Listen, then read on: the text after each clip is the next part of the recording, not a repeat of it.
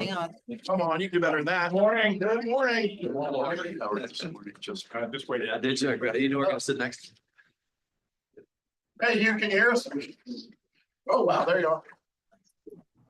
Yeah, hear you. Good Can you morning. hear me? Loud and clear. Well, good morning, everybody. It's good to be together. Couple of administrative things. I've been asked to remind everyone that we do receive public written comments, and those are contained in your materials and the on-board system, just to make sure you take note of it. As I think everybody knows from yesterday, I'm recovering and my voice is not as strong as it usually is. Probably good for you. But I do want to welcome Cadet Gallo. Thank you for joining us. It's a great thing to have the first class president with us. Thank you, sir. And you should expect a lot of hot questions from this throughout the day. So I have a lot of hot answers. Thank you. All right. With that, does anybody have anything before we turn it over to the superintendent? I do. I understand that I may not be sitting here tomorrow. I don't know. I've not been confirmed, along with 3 other members of the board. And so I just want to take a very brief minute to say that it has been a tremendous honor to serve the Commonwealth by serving VMI. To get to know VMI, it is just an amazing, unique place. To have been nominated by this governor, tremendous honor, and to serve with every member of this board, including those who are no longer serving, and everyone sitting around this table. And I do also want to add that in my short time at VMI, I have seen so many tremendous people that embody the spirit of VMI and the mission. And in my view, Quentin and Clifford are absolutely the embodiment of the VMI spirit and share our common goal of serving this institute. If you could have only 2 people as your spokespeople for VMI into the future, you couldn't do better than these 2 gentlemen. And I do believe that any suggestion otherwise, with all due respect, is absurd. Anybody else? All right.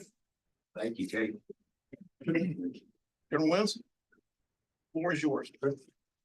Good morning, Mr. President. Good morning, board members. Good to have you all back. We enjoyed yesterday with the early meetings that took place, and then the XCOM, and certainly enjoyed having you all at the quarters yesterday. Hugh, good morning to you. Understand that you are not able to be here in person, but we look forward to having you as a part and engaging with you today. Gentlemen, thank you. This is the time of the year where at this board meeting, we like to just kind of bring the entire board and the audience up to speed on a lot of things that are going on here at the Institute. A lot of great things are going on. I will hit the highlights of a number of activities, initiatives, and individuals that did some amazing things here over the first half of the year. And then I'll highlight some things as we head into this semester that is already off and running with the many activities that will take place leading us to the end of the academic year. It's quite busy. If you were here on post at before dark 30 this morning, you would have heard a lot of activity, and that activity is going to continue on through the remaining days, weeks, as the first class continues to push the rats forward to what will ultimately be a successful set of breakout activities. There are a lot of other things going on as well. The Corps is really responding in many ways, both academically from a military perspective and in just the general nature of returning the spirit of VMI back to the Institute.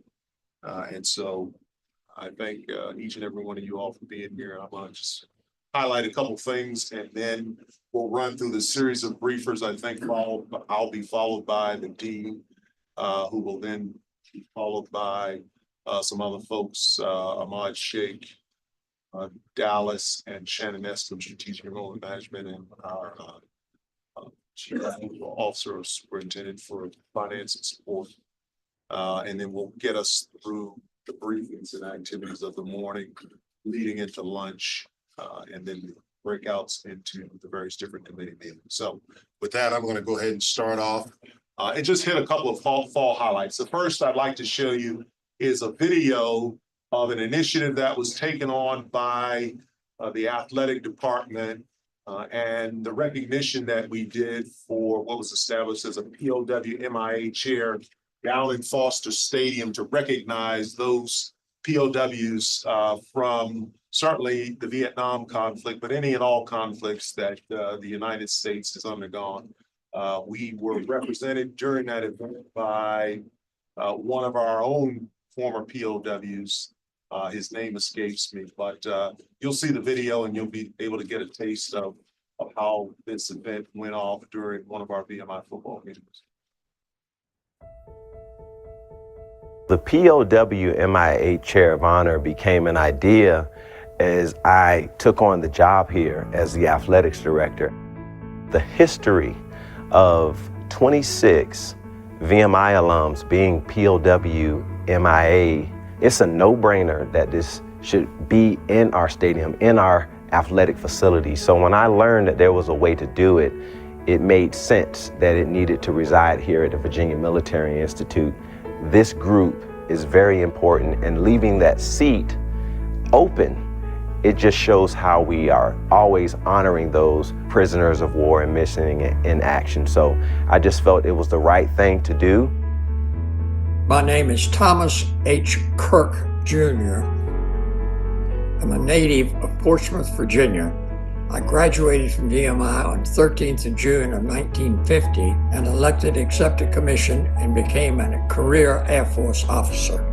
There were 591 of us that came home from Vietnam in the POW camp. I would love to see that any person walking by, but primarily the cadets, as you walk by and sit, look at that chair, think of sacrifice and think of the people giving service to this country. And I would hope that it would encourage them or push them a little bit to be a better cadet, a better student, a better person, and a better American. And that's just one more opportunity to reflect on life and how fortunate we are and what a price has been paid for them to be there in that stadium today.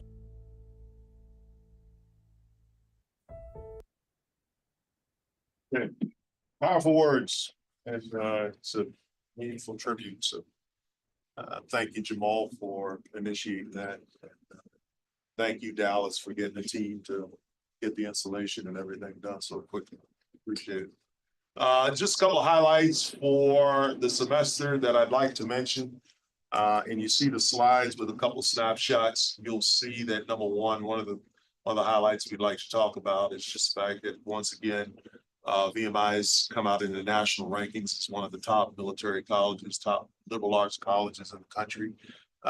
We are ranked as the number 4 in the nation among public liberal arts colleges. And we moved up from number 63 in the nation among liberal arts colleges writ large.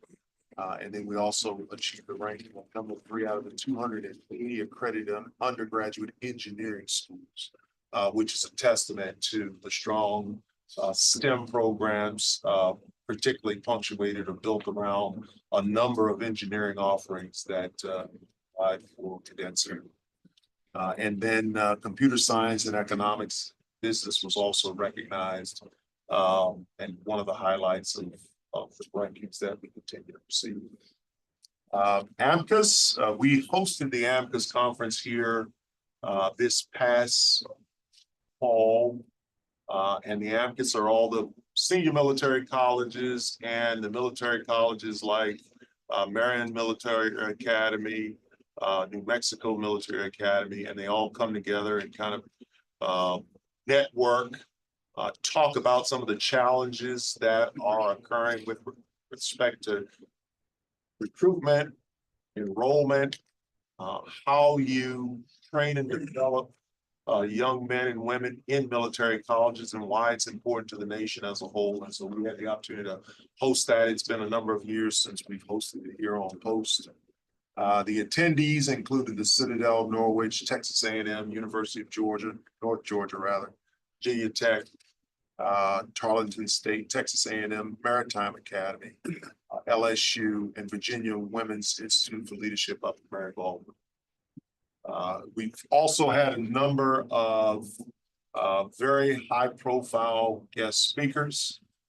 None better than having Medal of Honor recipient, former Captain Flo Roberg, who had the opportunity to speak to the entire Corps and talk about his experience as coming to America, not as a U.S. citizen and going on to have the opportunity to become a U.S. citizen, to grow and go serve our country, and then to ultimately receive the Medal of Honor.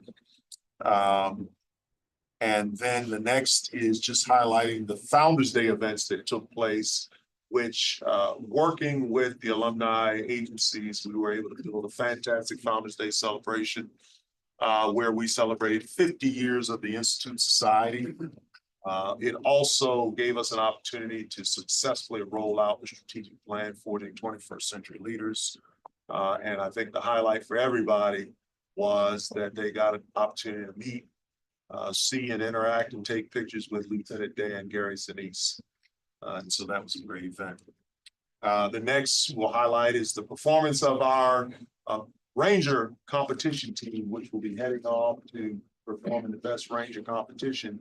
But prior to doing that in the fall, we were sent to the Welsh Cambrian Patrol competition. And they were able to secure the bronze medal, which again is another testimony to the hard work that these young people put in and the great staff that helps coach, teach, and mentor and train them so that they were able to perform. I think it's the first time in the history of the competition that an ROTC program performed so well. There might have been one other instance when West Point performed at or about the same level, but the first time for an ROTC. Dr. Maddie Smith, who's an instructor in English Rhetoric and Humanistic Studies, has been appointed as a Virginia Poet Laureate. So you see Maddie in the front bottom of the pictures there, and then our own Chief Mike Marshall, I'm sorry, he completed the Professional Executive Leadership School of the Virginia Association of Chiefs of Police and received the Graduate Leadership Award from his peers. Next. And then just to highlight some more events that took place here over the fall. Of course, we had the ring figure for class of 26, which was another spectacular event for the second year in a row. We did it down in Cock Hall, and you were able to really kind of bring back some of the memories of having the ring figure and having the actual ring figure dance all in one location, so that the class of 26 was able to celebrate not only their BRs going through the ring and getting their rings, but also just have a good time to unwind and party. We also had Governor Youngkin visit Post. He made a trip to Post on the 12th of December. He got an opportunity to visit barracks, talk to members of the Corps, have lunch down in Crozet Hall, and receive a briefing on the Forging 21st Century Leader Strategic Plan. We did commissioning and graduation in December, where we had two commissionings in the United States Army, and we graduated about 38 cadets as new graduates during that December graduation. Major General Pat Work, who is a West Point graduate, And the commanding general of the 82nd Airborne Division was the commencement speaker. Colonel Jim Squire has been recognized for the 2025 Chev Outstanding Faculty Award. Jim is a West Point graduate and a recipient of the Bronze Star Medal. He's also a Jamison Payne Professor of Electrical and Computer Engineering.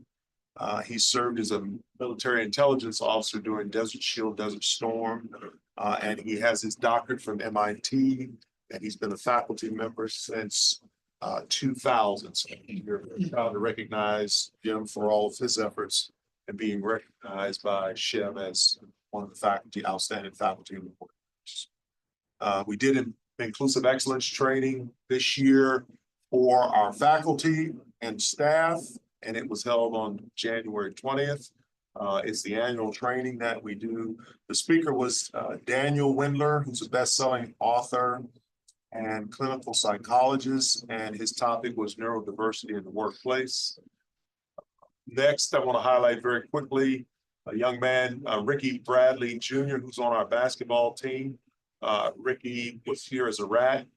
He transferred to another school, going through the portal system that exists, but he decided to return back to VMI. And Ricky has established a blog where he talked about, or he participated. He contributed to a blog that is on a page called FanWord, and he talked about the things that motivated him to return to VMI, what he has learned since, and the value of the education and the value of the alumni network, and how he's really locked into doing great things here, both as a student and as an athlete.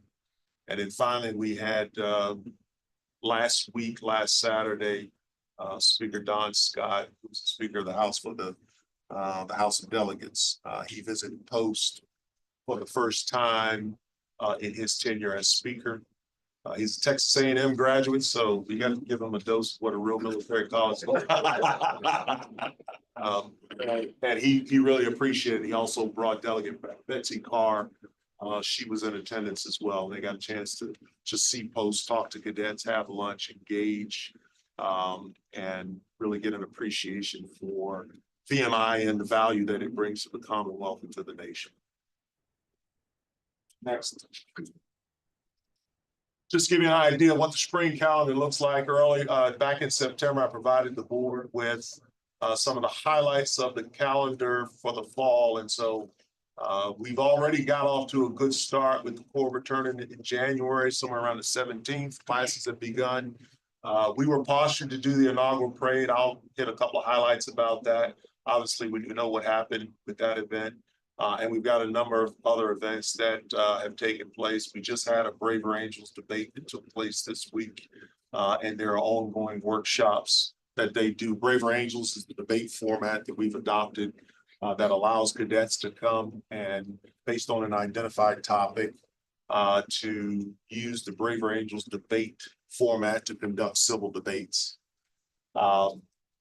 February, obviously, we had the legislative reception this week. We were already doing this Board of Visitors meeting. We've got a number of America East and SoCon conference championships that will take place here on Post in our wonderful facilities. So we'll do the swim and dive conference championships, and we'll do the SoCon track and field indoor championships.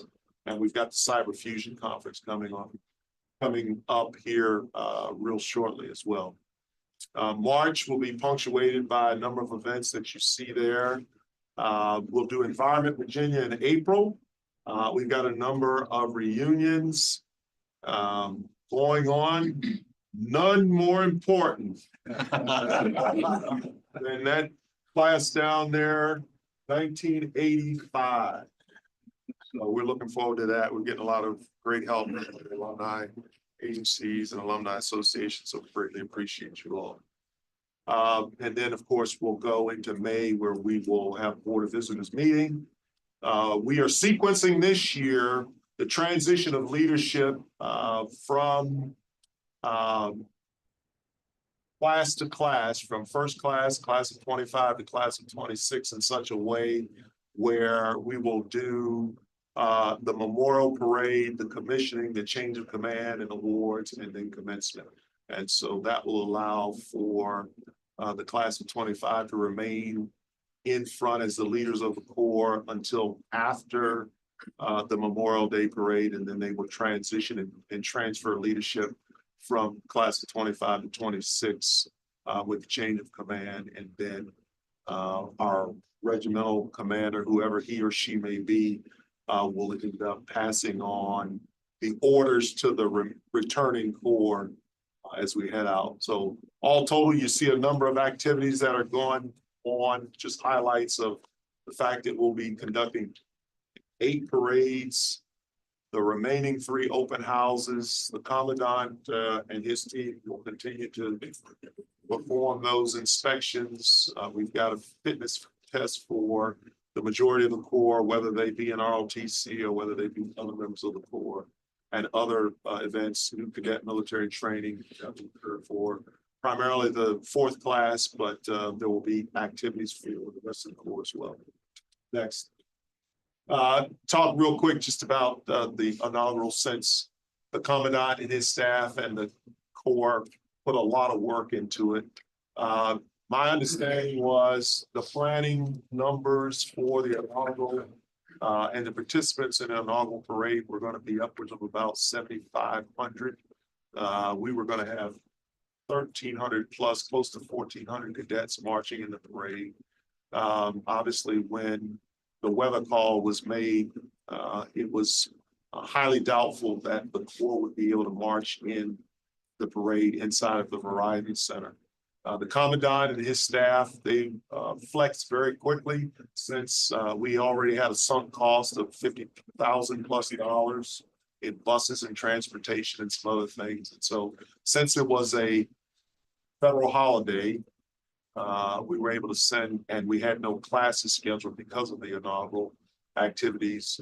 We sent the Corps, various members of the Corps, off to 3 different locations.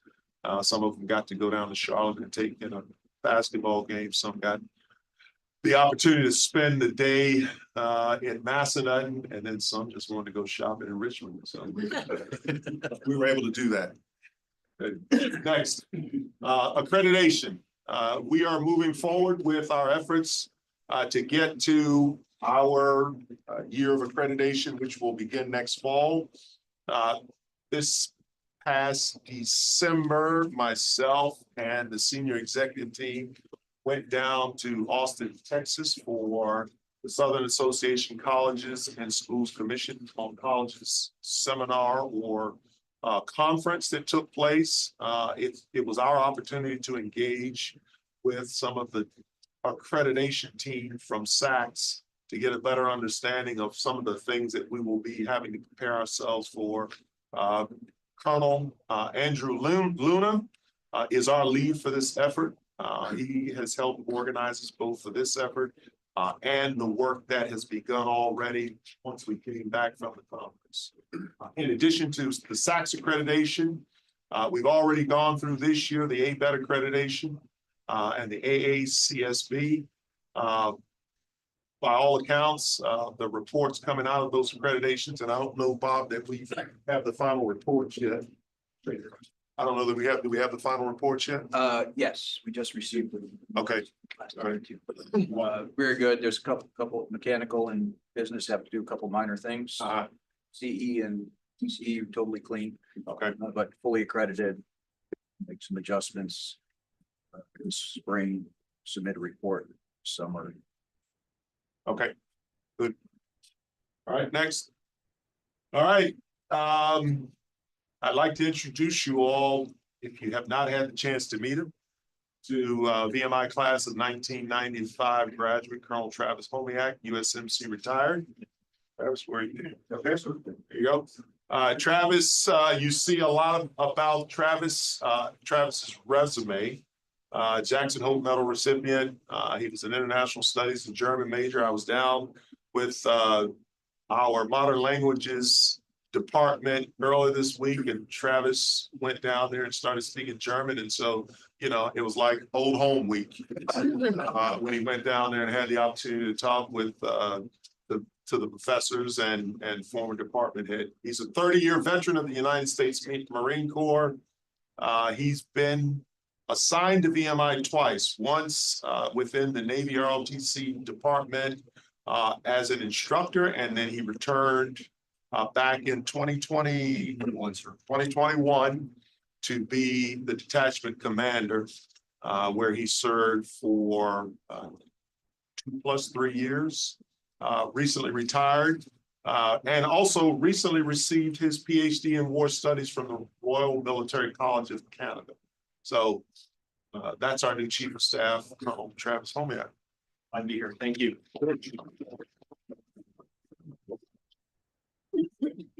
President, board members, subject to any questions from you all, that concludes my portion of the brief. And I'll be followed by the team for an academic update.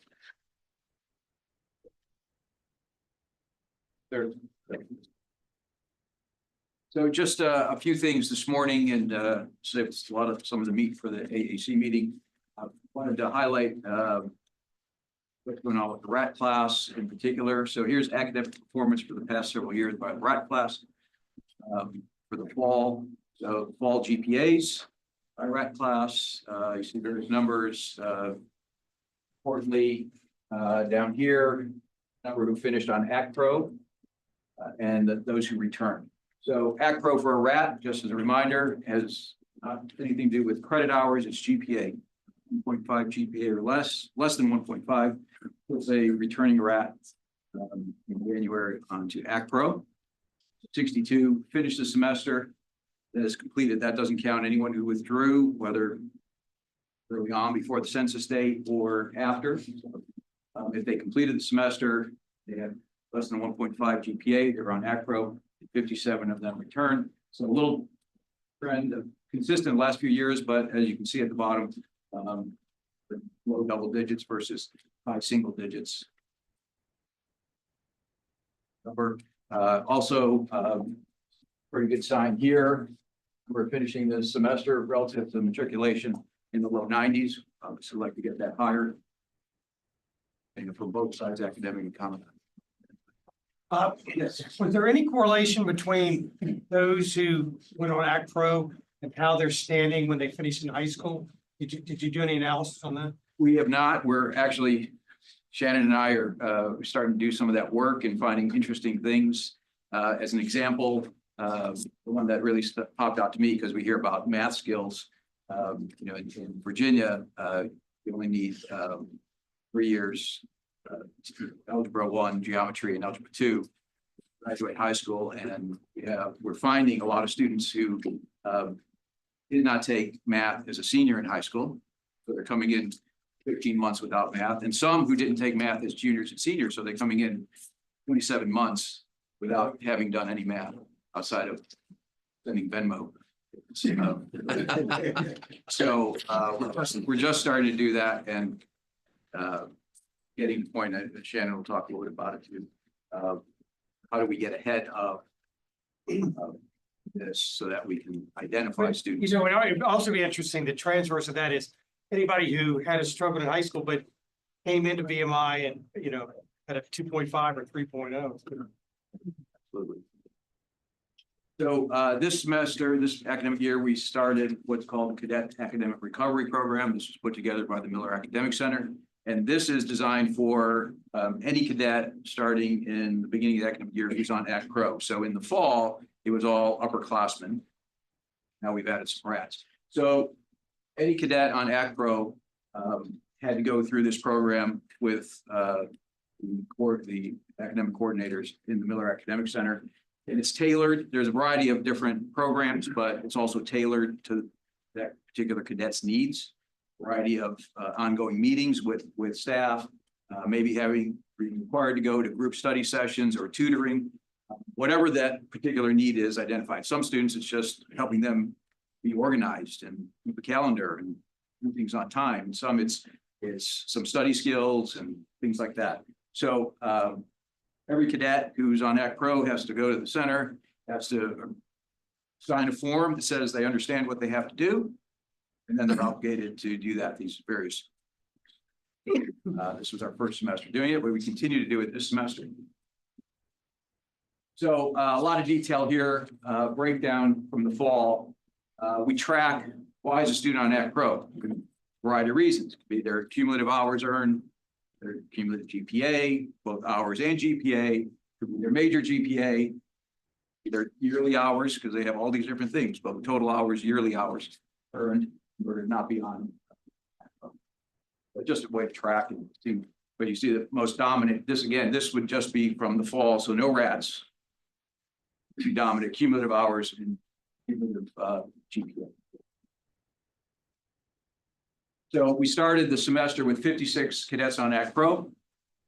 21 of those 56 are in good standing. Spring, 33 of them remain on Act Pro, 2 of them did not finish it. Here anyone? And another breakdown here for spring 25. We have more because we have all those rats who have joined those who didn't get off Act Pro in the fall.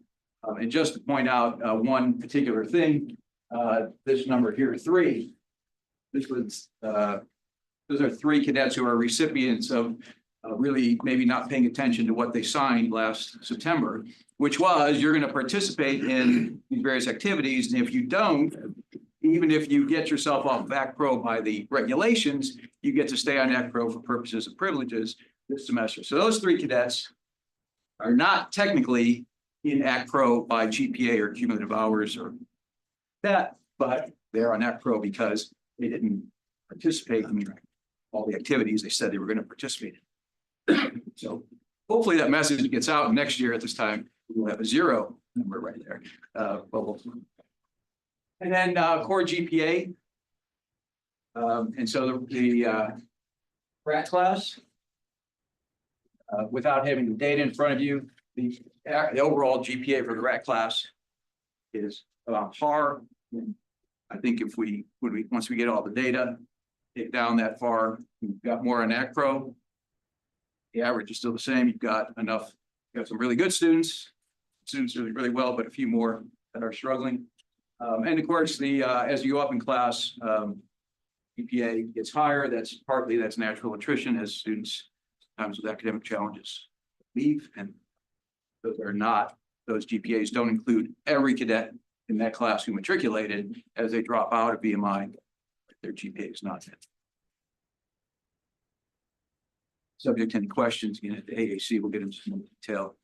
But I will just end by saying, this is the first stage, right, of the CAR program is, hey, I've got academic troubles.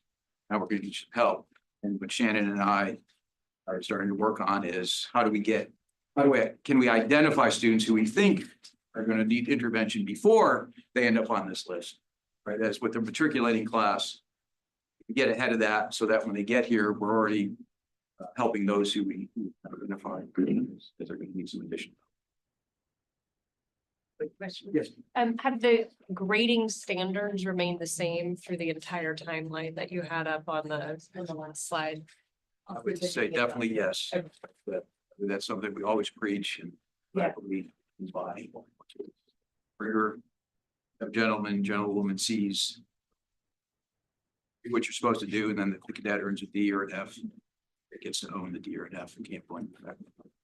So but it's a constant reminder. That's younger generation. I sound like an old man, but I am. Younger generation, right? They grew up. Some of these 30-somethings grew up in K through 12, where it wasn't as rigorous as when we were in K through 12. And they're used to some schools where we preach that. Use the full grading scale. Be fair. Remember, you've got A students and you've got average students. You got to teach to all of them. Make an A student work hard for an A, make a C student work hard for a C. Do what you're supposed to do, be available, accessible, responsive to cadets. Dad who earns a D or an F, to own it, it's not your fault. Then you help them. And so they can get across the line the next week. Well, we have lunch with the academic board, I think, actually, and the most recent year, it looks like across every class, we had the best GPA we've had over a 5-year period.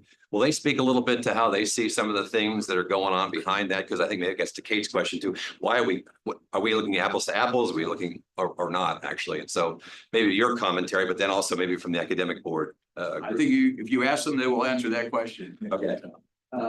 So that's a fair question, right? I think you're saying what's going on here versus. It's a good point, by the way, I hope, but nonetheless, still, how can we explain these? So that's right. And part of it is getting back through the data, which we have not done, which is the attrition when you go from here to here. And that's falling out. So has there been a different type of attrition going on here? So there's some natural inflation of the overall average because less auditors are leaving as opposed to staying and struggling and getting through with something GPA. They're not in that average. That could be it, right? That's always a question. Are we giving out more A's and B's? Ask the department has that question and see what. Okay.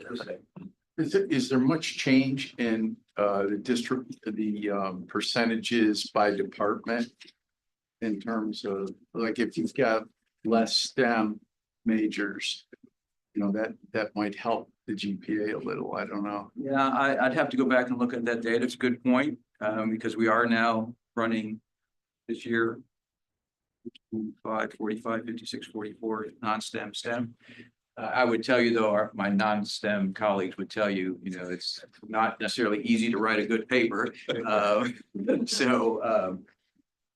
They will take some exception to that, but from the standpoint of students' perception, there are students who math is too hard. Something that's not so math. By chance, it's not so more subjective grading. This is more of an observation than a question, but it strikes me when we look at the ACPRO stats for RATs year, we're all lying between the academic year that ended in 2020 and then started in the fall. We all know what happened during that year. It's a remarkable jump in the number of RATs going on ACPRO. And I think what that underscores is the challenge that we face, and frankly, every institution of higher learning faces with the damage that happened in K-12, and it's continuing to echo how many classes we're into this, and we still see those numbers. So, you know, the value of the Miller Academic Center, the individual efforts of professors to, my words, bridge that gap is essential. I think we just have to recognize that that is the reality in which we operate. So I appreciate what the staff is doing, but that can't go without being underscored again. I feel It is a challenge. We have to live with what comes in the door, and that's not a negative on what comes in the door. There's some very good students, but there's a lot going on there, Rat. There was an article, I think it was in the Washington Post just recently, saying exactly what you said. You know, as these people transit, you know, through it, the grades are not, they're not anywhere near the should. I will say, just some data, the rat numbers on ACRO crept up the last 5 years. The third class, the numbers have been a bold, right? 5 years ago, they were about here, then they dipped, and now they're back. And the second and first class, it's pretty flat for all the class returners. We are, so we just have to be aware of it and work with Shannon's team. Goal is to have earlier identification of problems. Again, looking at a student that hasn't taken a math class in 15 or 27 months. That student needs some extra attention, especially if they're STEM. How do we get them across the line so that they're not in their rat year saying, no, I can't do this. I'm going to do it. More to come on that over the next 6 to 12 months. Thank you.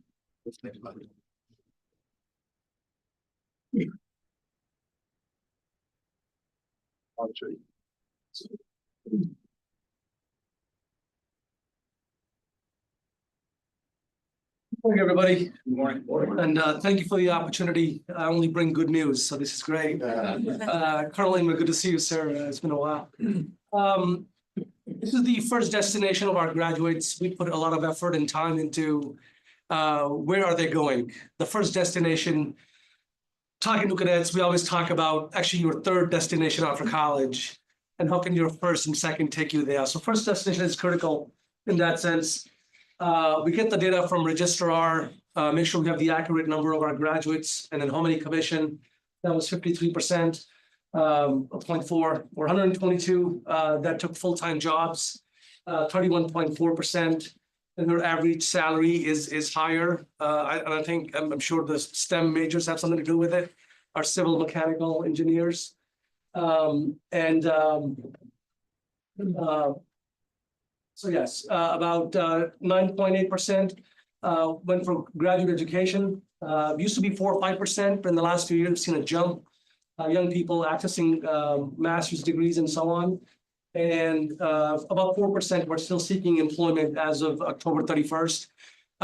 Through NACE, which is the National Association of Colleges and Employers, if they get an employment within 6 months of their graduation, that is considered success for us. So oftentimes that number comes from that they had other plans, such as a graduate school, and somehow things change and they sort of shift their gears after graduation, moving and things like that. But that was the case there. And then about 5 of them, 1.2% were reported not seeking employment. And that number comes from when they joined the NSA or the CIA. They'll just disappear. They're not seeking. They will not confirm or deny what they're doing for a living.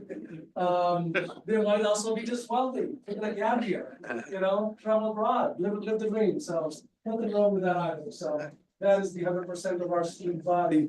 Next slide, please. And here's a list of some of our employers where our students are going to. And again, students leave in May. We start the process in March, April. Where are you headed? And some already have contracts. Oftentimes students do internships over the summer and they're picked up by that employer for a full-time employment. So, and then our efforts go on through all summer through end of October to make sure that we have accurate number in the list of students and where they're headed. Yes, sir. How do y'all, I mean, I think, like you said, 99% replied or responded. I mean, that's pretty remarkable for a survey. So how do y'all? So they're not responding, 99% of them. There's a response rate and there's a knowledge rate. So about 70% will respond. We will speak with them over the phone or there'll be an email. And then the ones we cannot get a hold of, there are a few that just, they hear from VMI and they're not ready for that yet. Because the VRC and the SRCs took a lot out of them. So Do y'all queue it up before they graduate? Do you say, hey, we need to collect this data because, do y'all tell them what's coming? yes, sir. So it's very critical we collect this data. So oftentimes I have young cadets, they're looking for an internship or employment and say, hey, if you give us this data, we can look up in our system and figure out where you are and you add value. You get to give back immediately. So the purpose of service and giving back just doesn't stop. At some point, I'm sure we'll be asking them for money and give to VMI funds. But in the meantime, they get to contribute by informing us where they're headed. So the knowledge rate, response rate is from cadets directly, and knowledge rate comes from LinkedIn profiles. We will sometimes we'll call the number and it's their parents' number, and they would tell me what their kid is doing, which is great. That's fine too. And our faculty members. I'll reach out to a student. They won't call me back, but then their faculty member they have a relationship with. They spend 4 years in that department. So it's a lot of work over the summer getting this accurate data. So it is remarkable. Didn't you initiate something this year that was new and that you had some of your student assistants go into barracks and do some surveying? Yes, sir. We bought iPads and that was part of the grant and walk around from room to room. So in case that is too much of a work for them to pick up a phone. Young people don't want to be on the phone. They'll text you, but they don't want to talk to you. So we'll just send them to room in the barracks to collect the information that we need. And it adds value. And then we'll do fun things like giveaways and Amazon gift cards or things like that to make sure we're collecting as much data as possible. But just to throw in a couple of good opportunities here, Johns Hopkins, New York City, General Dynamics, Federal Reserve Bank of Richmond. I'll highlight the DevCom Army Research Lab that our superintendent brought here kindly, and every year now we have a pipeline where students are going and working for them. So all good news there. 2 grants we were funded through SHEV. One, we received 100 grand to give to students, and 37 of them got the 100 grand. Somebody got 4,000, somebody got 5,000, 3,000, 2,000, somebody 500. So if you're going to be going, if you're from Richmond, you're going to DC, you need housing, you need food, you need to get paid. If it's an unpaid internship, you got a little bit of more money. But if you were staying with parents and it's local, you got a little bit less. Actually, we spent 104,000 because there's so many students that applied. So we were able to get $4,000 extra. That was not part of the grant. Only 2 students that applied did not get the scholarship, which is not part of this story, but one was going to be working for his family. And I was like, something didn't smell right there. So, and the other one did not provide the full information. We followed up and looked for a budget, what they need the money for, but we were able to spend that kind of money or giving grants on students. And that's the gap between haves and have-nots, right? If you're wealthy, parent can fund, get an apartment for you. You can go to a different town, city, and have an internship experience. But if you are not able to do that, this funding allows young people from any part of the state to go to anywhere else in the state and have a meaningful internship experience and not worry about the money. And so I'd like to lobby that we, sir, if that's possible. If we could do that again next year, that'd be great. We appreciate that. So the other grant I will say was the data collection, sir, and we were able to buy laptops and we deployed career ambassadors in the barracks and collect not only just the graduation data, but also summer internship data. Where are students doing and where are they going? And the next slide, and that's the information came from. We were able to collect information from about 978 cadets at VMI, like where are you doing over the summer? And that stuff is in your packets, but here's a list of places where our students are going. They are some are interning, but a lot of them are military training, study research, summer classes, study abroad. So there's so much happening over the summer, and not every student, will have an opportunity to do an internship. And then we have a great athletic program. They get to come back sooner, right? Their summers are shorter, so that's kind of good. But here's a list of some of the amazing companies where our students are interning. So that's what I have. Any questions for me? Any thoughts? Just one, are you getting much support from the Alumni Association in terms of, I don't know what the latest tag is, the networking committee? Networking committee. Sir, they're amazing and they want to give me more help than I need. They would call me and they'll find me and offer all the help, and they're absolutely amazing. Every fall, we have an amazing alumni networking event. And then venturing, and then LinkedIn has technology has changed the world where young people don't want to manage a relationship. But when they need something, they'll text you and they'll get on LinkedIn, send a message and get connected. And our alums always get back to us. I think the trick is when they're young alums within the first 5 years, they want to go on and start a life and they're busy that way. But any opportunity they have to give back, they do for career development. Absolutely. Do you all do training for the cadets on how to be a mentee? It's a very good question. Do we do a training on how to be a mentee? How to engage with a mentor? I just ask because I find that there are a lot of younger folks, for all the reasons that have been said, and across different way they communicate is different. The way they approach grownups is different. They're all grownups. And I'm just curious as to how to follow up, how to approach all of that. So we have initiated a mentorship program and I have select cadets providing peer mentorship this year. We roll that out to a different scale coming in the fall to something. Co-curriculum.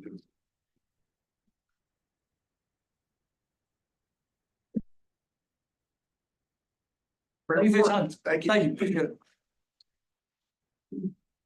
Joe Shannon. Good morning. Just some brief updates from enrollment management, just to let you know kind of what we've tackled this year thus far.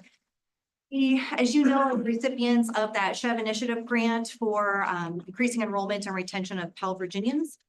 With that, we were able to purchase retention software. We hope to implement that in February, and that will give us a holistic post-wide approach to retention. So hopefully that'll give us some better data analytics and tracking, and we're going to roll it out pretty much everybody. So the Commandant staff, Miller Academic, faculty, everybody. So it's all going to track it. So if you think about a stoplight, red, yellow, green, they're okay, yellow, uh-oh, they're at risk, and red, what's going on? And it'll help us give us just a good holistic picture. Part of that grant, there was a second request for proposals that was due on February 3rd. We submitted our report and hopefully we will know the results of that in April to receive an additional grant of funding that can go upwards of 6 additional years.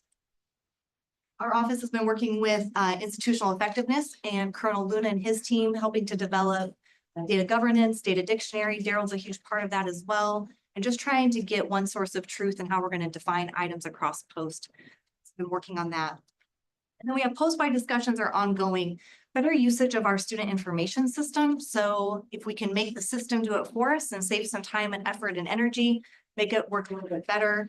And then that improves overall in order to generate a statement right now, it's very manual for them. So if we can utilize the system and clean it up a little bit, it'll just help their team, help our students and their families see things. So working through that with all departments, academics on top of what Bob mentioned, regarding looking at all those high school grades coming in, that's all by hand. So it does take some time to go through and look at every transcript, but there's a lot of pieces going on to help look at the big picture across post because it's all coordinated, right?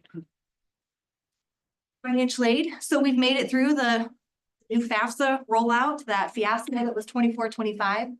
There are still some issues that remain. They're still trying to fix some of that. The rest of it, they're really focused now on the 25-26 FAFSA, which is open. As of right now, there's just some limited issues, but nothing glaring, nothing like we were at this time last year where we were having a ton of delays. So all in all, I think we're on the right path forward.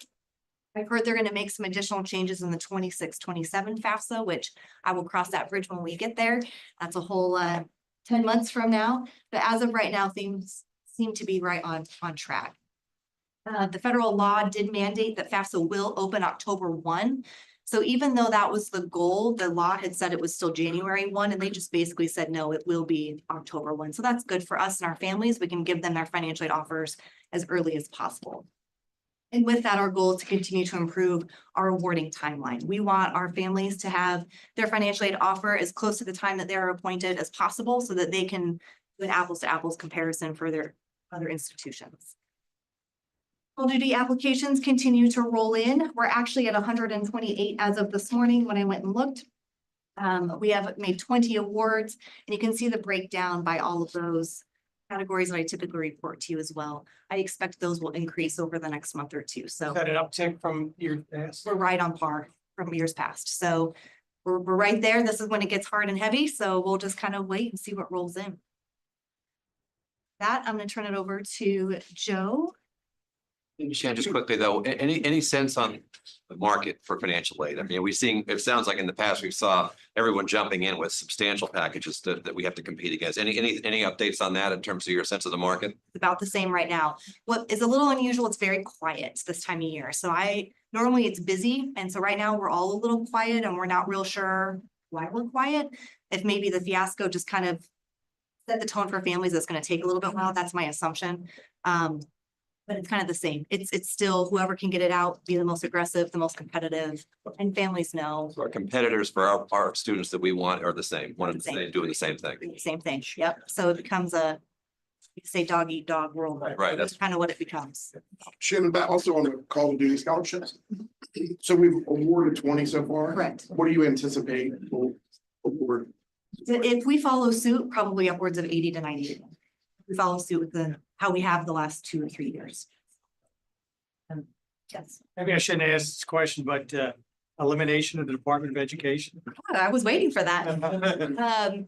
It's still too early to tell, right? Right. I think what's gonna happen, if anything, it's gonna cut some of the fluff. I think they just kind of eliminate some of the programs or the functions that aren't maybe as beneficial to families.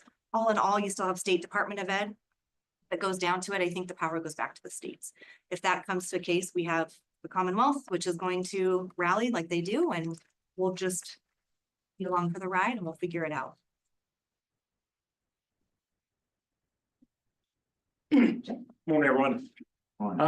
Busy week, priority deadline to apply was 1 February, so we Monday morning came in the office.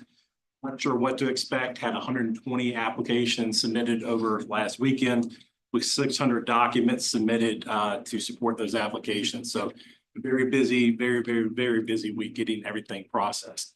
One indicator, and I briefed this slide last year at this time. One indicator we look at is interest in looking at submitted applications last day before Christmas furlough. And you can kind of see a trend over time, how things kind of dipped. And then last year, when we implemented the common application, we saw a spike. We were at 1,260. This year, last day before winter furlough, we're at 1,374. So good indicator, positive sign that things continue to move in the right direction. Next slide, please. So real quick, the admissions funnel, this data is about a week and a half, 2 weeks old, but I'll give you some updated numbers. As you know, our goal for this admission cycle is to bring in 515 rats, and we're on track to be able to do just that. So I don't want to go over everything, but I do want to hit some highlights. So looking at the number of submitted applications, we currently are at about 2,000. To put that into perspective, those are the applications that are actionable. We ended last year's cycle at 2,160 approximately. So we had a 73% increase in submitted applications last year, and we're on track to be able to surpass that at the end of this cycle. With the number of appointments, we are currently at about 1,200. So last year, for the class of 27, the acceptance rate landed at about 81%. We brought that down last year to about 71%. And if you do the math right now, we're currently at about 60%. So I expect it to go up, but our goal was to try to bring the acceptance rate back down to the 60s, and we're on track to be able to do that. Real quick, going back to something I want to highlight with applications that have been submitted. So with the introduction of the Common App, what we learned last year is there was a difference in the yield rate between an individual that applied through our own application system and the Common App. You applied through the VMI app, yielded about 47% or so. Common App was in the 20s. So that's what ultimately brought the yield rate down for the class of 28. What I'm pleased to share with you this morning that as of right now, we have about a 40% point in time increase of individuals that have submitted their application to VMI through our own application system. That's a positive indicator. With that said, the point in time increase of individuals who are prospects in the Common App. So those are individuals that have started their application, but they haven't submitted it yet. It's still about a 25% increase. So what do you think drives the difference between method of application?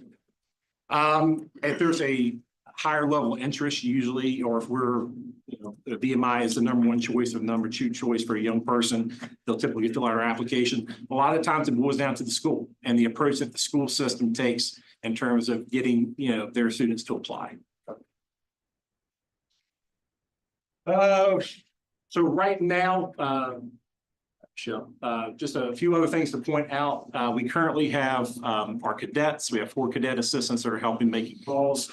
Alumni are working on their second round of calls, and Parents Council engaging with appointees and their parents to ultimately drive them to pay that deposit. Taking a more strategic approach this year, segmenting out those individuals that are in appointment status and focusing on those certain segments. So right now, the focus is on early decision applicants that were appointed that haven't paid their deposit because their deadline is 15 February. For deposits, we have a slight increase this year over last year. We're at 182 individuals that pay their deposits of $200, and we currently sit at 60 reservations. And that is my update for you all this morning, subject to any questions that you may have. Yeah, question. The trend is, it looks like acceptance rate going down because more people applying. Right. What do you attribute it to? And I'm a fan. I think you guys have done a great job. And this update's awesome. But really, what do you attribute it to? I think that you have a larger applicant pool. And we are able to kind of look at that larger applicant pool and we can be a little bit more selective. A lot of the times, we're looking at levels of engagement. So the college search process starts as early as freshman year in high school. Most folks don't really get into it at the end of their sophomore year, beginning of their junior year. And so we assess their level of engagement in terms of, have they been to an open house? Have they attended a new cadet recruiting event? Have they, did they fill out our inquiry form online? So we can look at that level of engagement and we factor that into our evaluation. So we can be a little bit more selective in terms of this young man, this young woman academically is very strong. They're the type of person that we're looking for. And we know that they've done this and that. In terms of the interest level, I've had a perception, correct or incorrect, that we're largely perceived as more of a regional college, and that the awareness of students nationally is not as strong as it could be. What do you think about that? Could we do even better if we had a greater awareness across the nation rather than just say the Southeast or the East Coast? I would say that, you could always do better, right? You can never be satisfied with your performance. But I do think the VMI brand is recognized nationally and even internationally, right? We've seen the number of increase in applications from students out of state. We're engaging, and again, thanks to the Alumni Association and the agencies for their support in the coordinating efforts of engaging more with alumni and helping spread out. Because I know Shannon's going to talk a little bit about the enrollment cliff. So as we are venturing into that officially, it's really important for us to secure our base here in the Commonwealth with Virginia students. But still at the same time, being able to get out and expand brand, expand awareness and exposure to VMI. So you can always do better, but I think we're doing a pretty good job. We made some improvements in the lead generation space with targeted marketing, geofencing, and things of that nature with our enrollment marketing firm. Speaking of international students, still have the Taiwanese. Right. Yeah. So we do a lot of that work in the lead generation space because it's not really it's cost prohibitive to really go out and recruit internationally. But we're hoping to actually make one recruiting trip internationally this year over in Japan. But focusing on DoD schools and things of that nature. So. Is that number trending up or staying pretty stable? It is trending up, but I think that's attributed largely to the Common App. So it's relatively easy to check a box. We have certain criteria that we list when they apply that, you have to be within this age range, you can't be married. And sometimes people don't always read. The other challenge with international is they have a very tight deadline on their I-20s. And so they have to have all of these things in place before they can even get an acceptance from us. And that process, we work with Jeff Kendrick and his department. We'd like to improve on that process. And that's what we're working on to try and increase that international. But that I-20 process, it's subject to their embassy appointments and everything else. It has to pretty much go perfect in order for them to get that. Betsy, when I went to Taiwan this past summer, I was surprised, number one, to see that there is a growing interest by folks in Taiwan, to include many of the alumni, to have more Taiwanese students who are not going to serve in their military come to VMI. So there was some conversation about the need and the possibility to establish some scholarships that would allow Taiwanese students to come to VMI and have the same funding paid for their education that the ones that come out of some of the military, the ROCMA program, as other countries as well. We just had a group from Philippines we had. Thailand. We just had a group from Thailand that came here on some of an exploratory trip. Joe, as you cascade down from conditional appointments to deposits, et cetera, any early indications as to where people are falling off? Is it price? Is it what are the things that are beginning to emerge that sort of prevent people from getting to that very bottom line? Is dollars, right? Very honest and open, young people will say, I'm not getting support from my family. I know that I'm not going to be able to afford it. And so I briefed my team that if there's ever any concern about price, let me know. And then Shannon and I work together and see what we can do to try to make the experience affordable for them. But it's not about, reputation. It's not about, major, it all comes down to dollars and cents. That was the way it was last year too. So we're not seeing a shift in that. It's a very price conscious consumer. That's right. All their schools are the same. Yeah, absolutely. Hello. Okay, so the enrollment cliffs, we've talked about this before, but just as a recap, we say cliffs because it's really twofold, right? You have a declining birth rate. That means there's, less fish with the same amount of sharks, right, to go after. The other cliff of that is that return on investment and the value of a college education. And this is not unique to VMI. This is unique to everyone in higher ed. So it's really a twofold shift. The important thing is this is your cliff, not a sheep, like a sheep. It's not a sharp drop off or a steep cliff. If you want to figure out how I came up with the word sheep there, I have no idea. It's more of a gradual decline. And that's what you're seeing in these two charts. And this is courtesy of Colonel Luna and his team putting this together. So it's more enrollment hill. It's an enrollment, Moving right? side. Yeah, rolling hills, right? The rolling hills. It's enrollment hill. So the important thing of this is it's not going to change. We know that we have less graduates. We know that we have to fight for every single graduate to attend a college or university, and everyone that we compete with is doing the same. So the big thing is not just how can we leverage ourselves as VMI and to recruit them, but then also how do we retain them as well? Because one of the ways to offset the cliff is to improve your retention as well. So if you're looking at international, if you're looking at other demographics to recruit from, we're being more tailored and segmented in our marketing and our approach. And then we're also helping with that retention piece. It all helps to offset this rolling hill approach. But I think this gives a good picture that it's not, we're not going to go right off this cliff here. It's just going to be a gradual decline from now until about 2041. So we've already kind of briefed you on this, what we've done so far. We've enhanced our strategic recruiting efforts for time. I'm not going to go through all of these because you should have all of these available to you. Joe's team's done a great job in the shift of our name strategy. So who are we purchasing in our names and their affiliation with military colleges or families are military, other VA competitors, things like that. We're working with those guaranteed admissions agreements, more targeted outreach.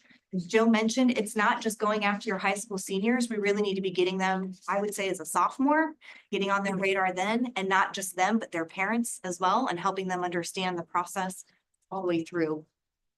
We're retargeting previous year's cancellations to boost that transfer population.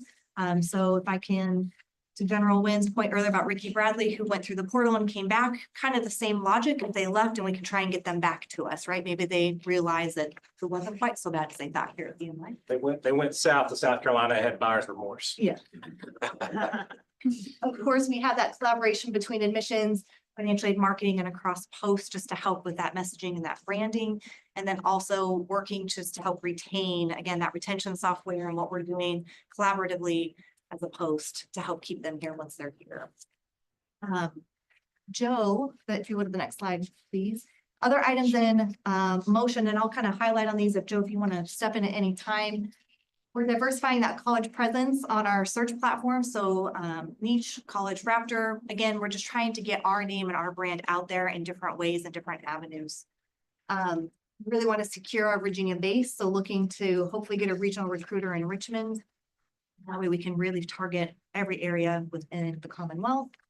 And then looking at our recruiting events on our near military bases, actively targeting our military families, et cetera. So all of these are things in motion that have been in motion that we're continuing to adapt and evolve to help with this rolling hill cliff we're all facing.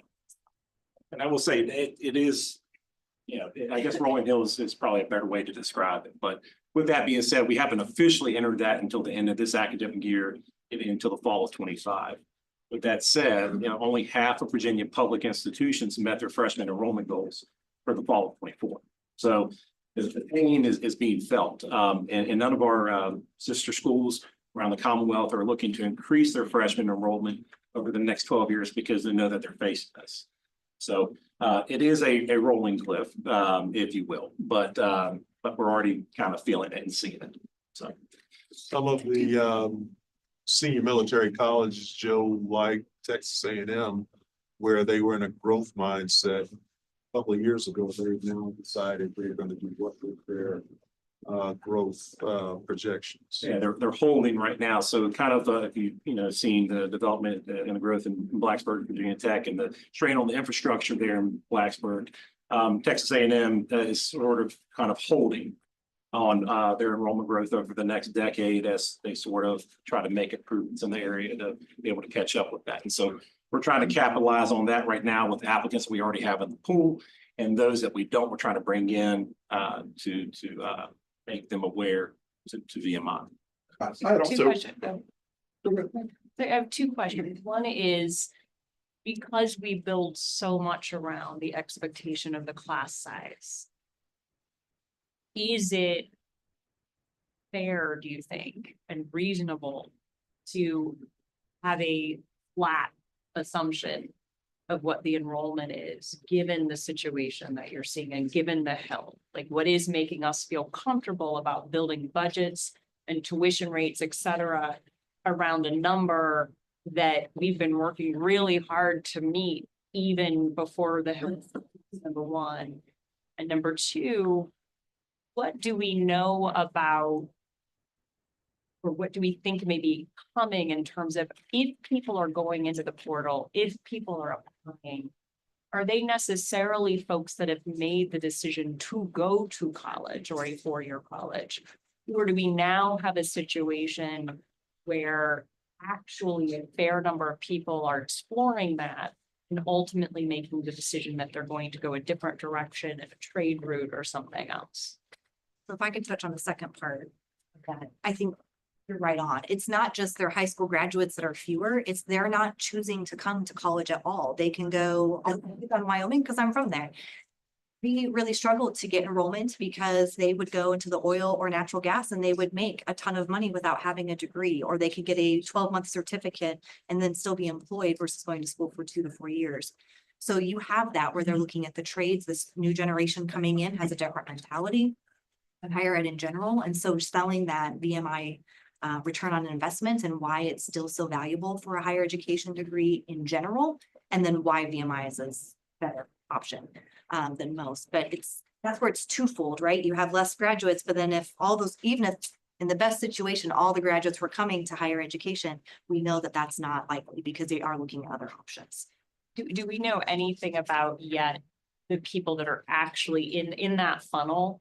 Are we dealing with competitors, other schools? Or are we also fighting that fight within that funnel? Yeah, in Virginia specifically, I mean, the introduction of the G3 program, which is Virginia's approach to a promise program, where if you're from a family of 4 that's making $150,000 a year or less, and that's AGI, then you basically go to college for free to a 2-year school. And it's not necessarily in a, it's going to be primarily in the occupational or technical program, but many times it's an associate degree program as well. So we fight that. But yeah, it's definitely competitors. I mean, our name purchasing strategy and a lot of things that we do, like in the enrollment marketing space, we shifted when we came on board more from major towards interest. So we actively search for individuals that are interested in senior military colleges, the academies, junior military colleges, or we know that they've attended or attending military college, or they've selected military science or something related like that as a major of interest that we're trying to. You mentioned A&M. Well, I'd also heard that Virginia Tech wanted to expand their core. Couple of years ago. Yeah, a couple years ago. Yeah. Yeah, have they also leveled that out, given this, or do we not know? I think it's full steam ahead. They'll just put. Regional recruiting, why not Northern Virginia vice Richmond? Northern Virginia vice Richmond, because if you do Northern Virginia, you get, the whole metropolitan area. So we already do. So we have a regional. Before you answer that on the same exact topic. Is this our first effort at having a regional recruiter?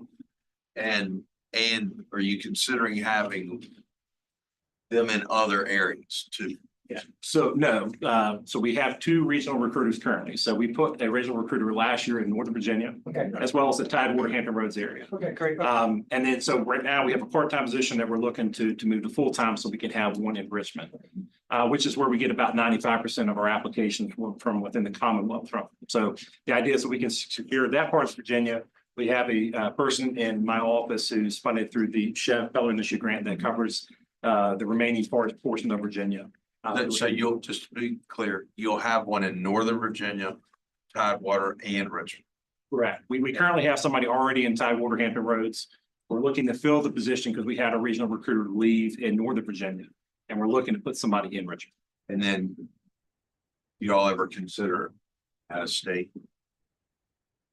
I mean, I'd like to get to that point. I'd like to get to that point, but we're not there yet. We do have individuals within the office that oversee certain territories, like I myself am over in North Carolina, South Carolina. So Having a physical recruiter in those areas, not there yet, hopefully, but not there yet. that's why if you look at bullet point 3 and the work that we're conducting with the new cadet recruiting committee, with agencies and the Alumni Association, there are regional fair schedules that exist across the country. So in Virginia, we have VACRO. And it's a fair schedule with high schools and colleges throughout the fall. So we're not trying to reinvent the wheel here, but what we're trying to do is leverage existing fair schedules in states that we know we perform very well in, and engaging with alumni and training them up to sort of be ambassadors and the extension of our office in those areas where we can sort of expand our reach. Can I ask a question? Where you put your regional recruiters, did you see an increase in applications or acceptance, or is it too early to tell, like your return on investment? Yes. Yeah. I mean, I would say there was an increase out of the Northern Virginia area, but in the Hampton Roads, Tidewater area, absolutely. Thank you. A lot of great actions, and I'm just curious though about the open houses, actually. Those still our greatest, we have the highest close rate on things where we have an open house attendee, and what are we doing to actually increase the throughput? I guess we have 3 more the rest of this season. Anything we're doing to sort of try to get more focus on post? Yeah, absolutely. So we have targeted marketing efforts to folks that are in our funnel, juniors and seniors. We're over 100 for the first open house, with about 50% of those being actually seniors. And that's a shift in higher ed, right? Where young people they're waiting to be accepted or admitted to a school before they visit. So it's really a big spring for us. Second open house is closing in on 100 participants. And then the third, I think, is about 80 or so. We're getting close to about 80. So we know if you apply and you attend an open house, about 70% actually matriculate. I gotta believe the retention's better. If you spend a night in barracks before you come. I don't know. Not quite sure. Self-selecting. I don't know if you track that, but it's gotta be. Absolutely. Thank you very much. Okay, getting ready to do a brief with Dallas and Shannon. And we're all tracking that here in May is when we normally have the discussion and my recommendation to the board and the board's decision about tuition and fee increases. But what I asked the team to do was put together a brief so we could tee off a strategic discussion about affordability long-term over the balance of the time frame outlined in the strategic plan of what VMI's approach needs to be with respect to tuition and fees for prospective students over time. And what I wanted to do was obviously talk about that as something that's important in the strategic plan. And it's important that we understand that on a year-to-year basis, we can make decisions about where we want to go with tuition and fees. But certainly what we've seen here over the last few years is we've seen these peaks and valleys that we've created when we do a 0% one year, and then we might go back up to 2.8, 2.93% the next year. And it's a peak and valley effect. Some of this information that we will share and the costs that we are thinking about as we look to this is how do we flatten the curve over time, recognizing that the cost of running operationally the institute, the academic offerings that we provide are going to continue to go up. The indices show that. And how do we approach it from a strategic standpoint to make a determination on how we can flatten that cost curve? Flatten it in such a way where perhaps over time we can remain at or under the indices, those indices being CPI and FEB, but still make sure that when the time comes, we aren't having to react strongly to having gotten ourselves out of balance with what it costs to operate versus the revenues that are generated, the roughly over 1/3 of the revenues that are generated by way of tuition and fees. So that's kind of the tee up. I would just also like to just mention that over how are we doing over the last, if you break the last 15 years up into 5-year chunks, you will see that over the previous 10 years, tuition and fees have gone up both in-state and out-of-state, anywhere from 29% when you count 2010 to 2015, anywhere from 29 to 32%. And then if you count the period from 2016 to 2020, anywhere from 20 to 21%. Over the last 4 years, tuition and fees for in-state and out-of-state have gone up only 12% and around 15% for students. So the challenge is, how do we look at this strategically? How do we define the right problem? And how do we come up with the right set of solutions where if we want to tackle affordability, we can do that, but also keep in mind that we don't want to create these huge swings in raising tuition, lowering tuition, because that signals to families as well the affordability and how much it costs.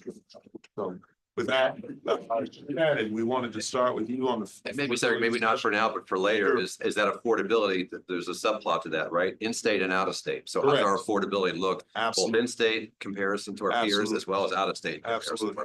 And that speaks to the question of what's the right problem? Right. What's the right problem that we are facing when it comes to the cost of education, the cost of attendance?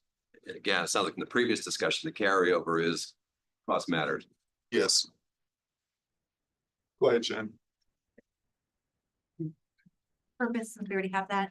So what we did is we analyzed the couple different breakdowns for you. So this chart shows your annual out-of-pocket cost, including all aid types, broken down by the top line is that they paid 0 out of pocket to less than 7,500, 7,501 to 15,000.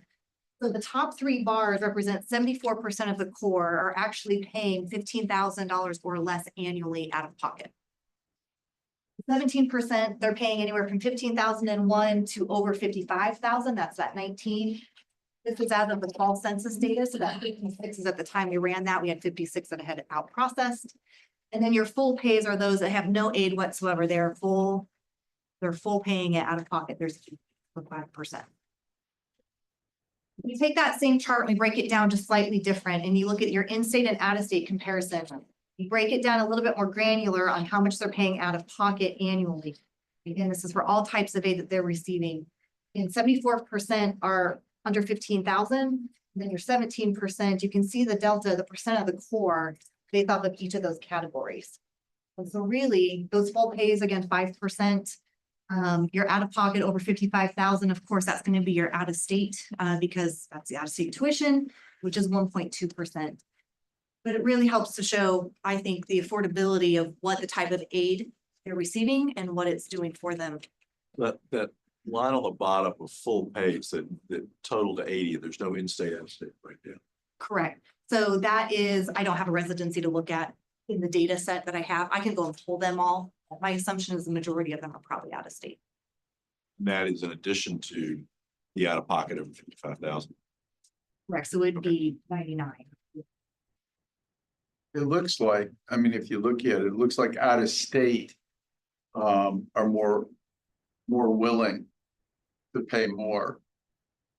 You know, you've got the rate, the tuition costs more out of state, but they seem to be more acceptive of paying more in general. For the most part. I mean, Yeah. there are some families that, of course, you see the sticker shock and they're like, I don't know how I'm going to afford that. And once you talk the financial aid piece and you help them understand what that looks like and our commitment to them, it helps them understand really, you're not maybe paying that full 63, you're only paying a year. Next slide. So we're going to break this down a little bit different. So this is based off of their SAI. So if they have a FAFSA or not. So your reds are your full Pell or your highest need. Your yellows are your partial Pell grant. Your middle, that dark green, is they have no Pell, but they still qualify for need-based aid. The bright green is there's no need. So we have a FAFSA, but they don't qualify for any type of need-based aid. And then of course your blue is your no FAFSA whatsoever. So you can see the average amount of pocket, out of pocket for a no need, that light green is what I'll focus on for in-state is $12,554. And for out-of-state, it's $16,104 annually. Sharon, I'm sure that the answer to this question is Byzantine and complicated, but just roughly, what family income makes a person unavailable for need roughly? So if you're in-state, well, I'm gonna look at it as your SAI. Give me 2 seconds, I can pull it and I can show you. Is that okay? So I can say something wrong. So this is confusing, but what I want to show is how do you get to that 12.5 and that 16.1? Go to the next slide. This is all the aid categories in general, okay? So we're in state. So we go one more. This is how they're getting to that. 52 of them are on ROTC. 44 are getting PS or IS, that's institutional scholarships or something from the agencies. 34 are taking offer. 3 of them are here on an ROTC scholarship. And this is again for those that are a no need. So they have a FAFSA, but they don't qualify. Their SAI, Mr. Adams, is 30,207 or over their SAI. I have to equivalent that to your AGI though for you. Okay. Look at it for out of state. Go to the next slide. I'm sorry. Yep, please. If you go back, Yep. merit 11. Mhm. Does that seem low? That, I mean, this is just for in-state. Okay. All right. Out of state. In categories, of course, there's no GI Bill, BMSDP, or state aid for those out of states. You're looking at that light green, their SAI means they don't qualify for need-based aid. And 32 of them are here on ROTC. 7 have a plus loan. The rest are getting some of that institutional aid, or it could be they're getting the PS Allen, for example, they're from West Virginia, so they qualify for that fund, let it for merit. This is how these averages break down.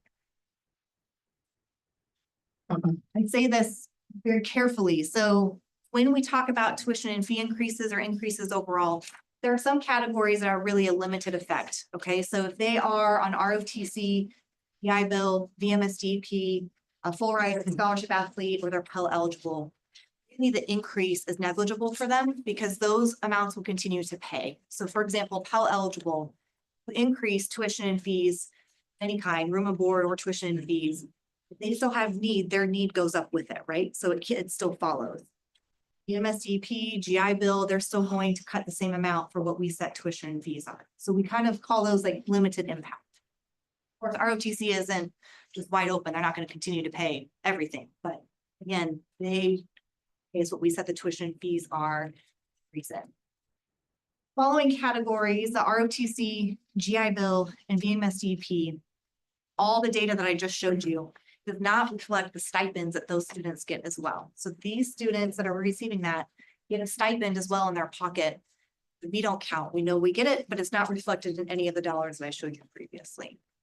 Shannon, I understand what you're saying about limited impact on tuition and fee increases, but full scholarship athletes, non-full scholarship athletes, Still an money impact. from private funds as the tuition and fees go up, that's more money that private funds have to cover.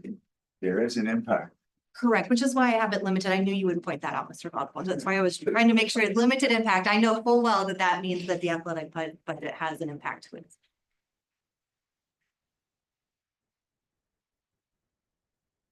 That's a lot of information in a very quick time. A lot of discussion here, really setting up, notwithstanding the revenue sources, really the larger discussion about the affordability. And I appreciate the work of Shannon and Joe and their work in the admissions and financial aid and all the efforts that get after the affordability and attracting and bringing people in. Obviously, these efforts are directly linked between what's taking place in the front and bringing people in, as it directly impacts the actual operation pieces of the budget. So I'm just going to take a moment here and go through some options that we are presenting to you that get after some of our affordability discussions for both in-state and out-of-state cadets, and break this down and let you just see the different sources of revenues that we receive. So I'm going to take first the state revenues and private revenues. There's not as much that won't be a major decision piece for the board, and then I'll break down the tuition fee piece separately, and we'll open that up and then bring it all back together, show you some trend data about how that compares, and then obviously just a final discussion slide there. So just take first the Virginia, the appropriations, the state funding and also the private funding. You just see on the right-hand side, the state general funds of 31.9 million that comes in operating funds. Included in that is 5.8 of maintenance reserve and 886 for equipment trust funds. Then we also have state financial aid, federal financial aid, state financial aid, VMI aid. The state has a small portion of our aid package there of $1.5 million. This $31.9 million is derived from what's described as the base budget adequacy model. This is the model that Planning and Budget and SHEV across the state, it's how they fund higher education. And so that's how that number is derived. It's a larger form of work, but that's not set by an annual piece. It's an annual effort that's undertaken by SHEV. There's a lot of discussions on updating and reviewing that model. It'll be probably some of our discussions as we go into the fall. Then the private funding, the 23.1 in restricted, that's coming either through merit aid, it could be departmental restricted funds. Then you have unrestricted 3.3 million, that gets after some compensation. The chaplain's office, museum, and other pieces. 2 times a year, we brief out to the Foundation Finance Committee on our use of those unrestricted funds. And then finally, you've got the athletic portion, which is comprised of primarily scholarship, but also has operational components. So you can see that's 2 of the 3 buckets of what we're showing in fiscal year 26, and you'll see where these numbers are coming from when we get to tuition fees, but we're projecting 33.4 in state funds and 32.6 in private funds for the fiscal 26 budget. When we talk about the tuition and fee pieces, obviously the main driver in this is the actual enrollment of the core. And so just read this screen from left to right, the left being the new cadets coming in for fiscal year, the class of 26 plus 3. We're projecting enrollment of 515. And you can see the assumptions that we've made there on the mix of in-state and out-of-state, which also is a cost driver for overall enrollment. As you look towards the center, you've got the old core, 1083 is what we're projecting our models and what we project that to be. And, you know, we've always hit that very, very close. No reason to believe we wouldn't have those. And just that overall projected mix. As you look towards what we forecast to be census date, so just pretend we've had matriculation, we've gone through Hell Week, we've started class, we're right at drop ad. This is what we're projecting we're going to be in the fall. Right there is the first 1 week into class, we think we're going to be right at that box on the right. And this is just our historical trends and averages is how we work to get there. So that gives you just the sense and feel of like what we're projecting in terms of enrollment. And that, of course, then starts to drive the actual revenues that come from tuition and fees. So let me show you 2 options. And I'm going to show you a pathway forward. You're going to see some differentials here between the dollar amounts. Just let me lay this all out. And I'm going to show you there's a pathway forward here on these pieces. So don't panic because you'll see some differences there. I'll get the end here. But so the first option is 0% tuition and a 3% fees.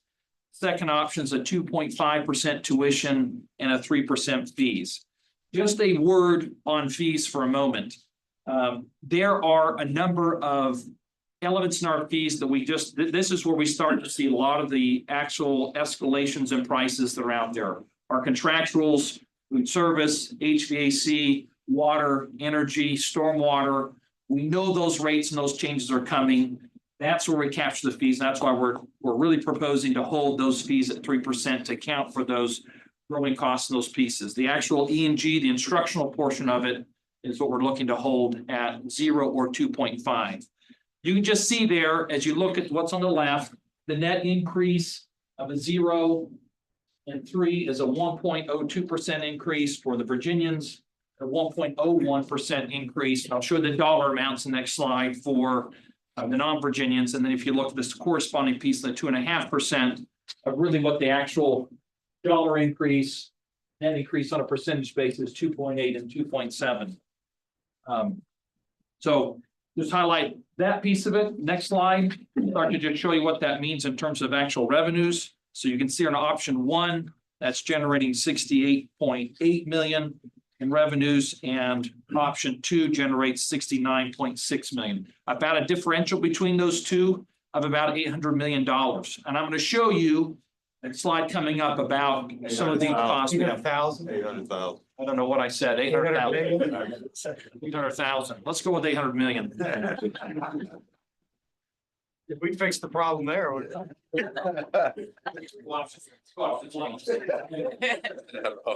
Even I wouldn't ask for option 2.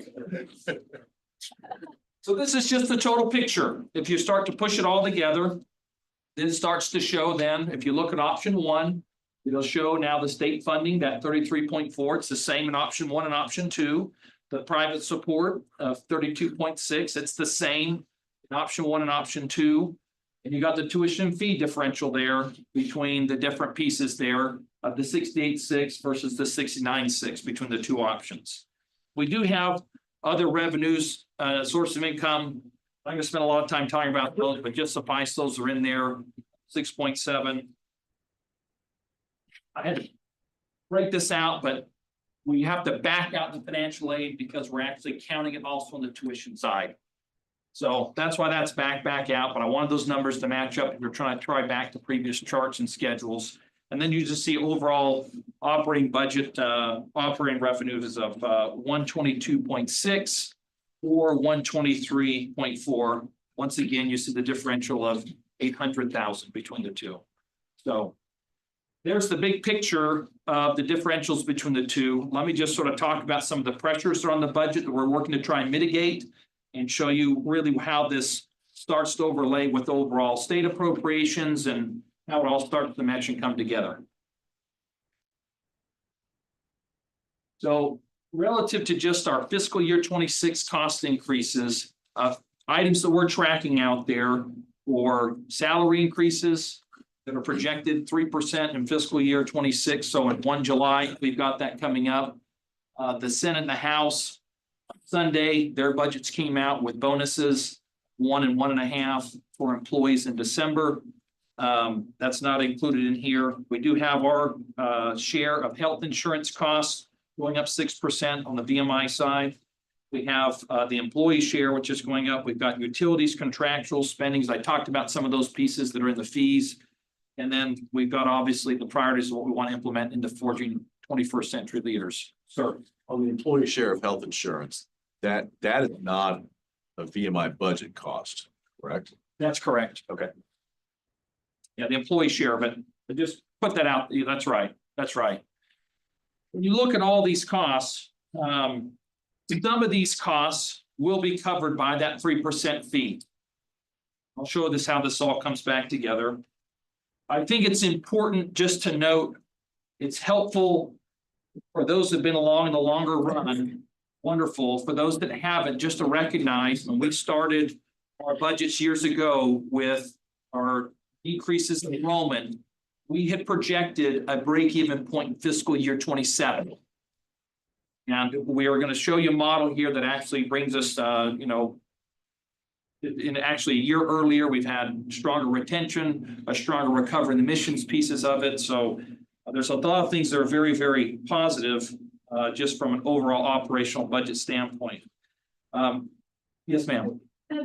I think I'm asking the same question again, but it's because this is all thinking through forward-looking projections of costs and what could increase. But every time we're talking about the 515 number for enrollment, we're looking backward at historical trends, historical achievements on bringing people in. And I still am not sure what is making us feel confident, given the hill or the cliff or whatever we're calling it, that the 515 is the right projection. Are other institutions making an adjustment? Is SHED talking about an adjustment to how we should be thinking about that number? Because it's a critical assumption within everything. And I hear great efforts made to continually improve our recruiting and retention, but I'm not, what should give me confidence that 515 is the right number to be working with this year, next year, and the year after? I think I would respond to that with just talking about the significant investments. I mean, and they have been significant. You saw some of the data and the way that's shifting and trending on the admissions briefing, or the admissions briefing you got, just with the overall size of the pool and the applicant process. We're responding to those pressures and those investments that's supposed to be driving more enrollment to the institute with a larger pool. As we've looked and talked about that, the 515, we have typically been at 500. We shifted to the 515. I think overall, we feel comfortable and confident given the investments that are taking place there, the way that those pools of applicants have shifted and changed, investments in, call it all the little nudging efforts that admissions does to start to drive the application process and bring people actually into the enrollment. That would be my response. General Wins, perhaps you have comments. I think to add to what Dallas said, first of all, the applicant pool has gone up to numbers that we haven't seen since like 2012 time. I think the one key that, and Joe, you tell me if I'm wrong about this or not. When you talk about yield, the yield that Joe is looking at and projecting is much more conservative than what we have predicted or projected as yield in the past. So high number of applicants, conservative number of yield, right? And we're still fairly confident that by what the numbers are showing us right now, that we can get to that number. If it turns out that our yield is more promising than what we're projecting, then that helps us out. I don't know that we're thinking that our yield will be lower, but we have approached it with a very conservative yield. I can tell you, talking to some friends on other boards, they look at it a lot like business, is that if your product is as good as you think it is, then you budget at 515, because you're arguing that your value for your tuition is going to beat other people. And knowing some other folks on other boards, I think that's the position they're taking, because if not, we're budgeting for a loss. I don't, you guys that run businesses, that's the equivalent of what I can see it as. Our marketing is VMI, our brand is strong, and we think we can hold consistent at 515, and I think that's what other colleges are doing. Doesn't mean it's right, but I think that's what folks are doing. What's the largest rat class we've ever had? 519. Fall of 2018, 19. Fall of 20. Fall of 20. We tried 522, but that probably had a couple re-events. Maybe another way, another question is how many have we had, say, over 505 or 510? Probably not very many. So I'm with you, Conrad, but this is, you know, we're saying we're gonna steadily be right at the best we've ever been. I know right where to find that data, get those numbers, I can share them. There's still a, so when 2017, my son matriculated, the suit said, you know, welcome class, but 10% of you won't be here at Christmas. And it was spot on. I mean, is that still a reality? We have this many rats, but by Christmas, it's a special place and not everyone can stay. Is there a statistic for that still? Yeah, I think we have some historical numbers on our attrition, but our attrition has improved with some of the retention controls that we put in here the last couple of years. So coming into the semester, so who left in December, we were sitting at about 9.2. We've had about 5 OPs since then. Came back, they said they were coming back and they didn't enroll. We're up at 9.8. So we're along the same kind of historical 10%. But that's where Shannon and I want to start attacking them easier, because some definitely got into quicksand activity. I know as a parent that probably influences discussions when you go.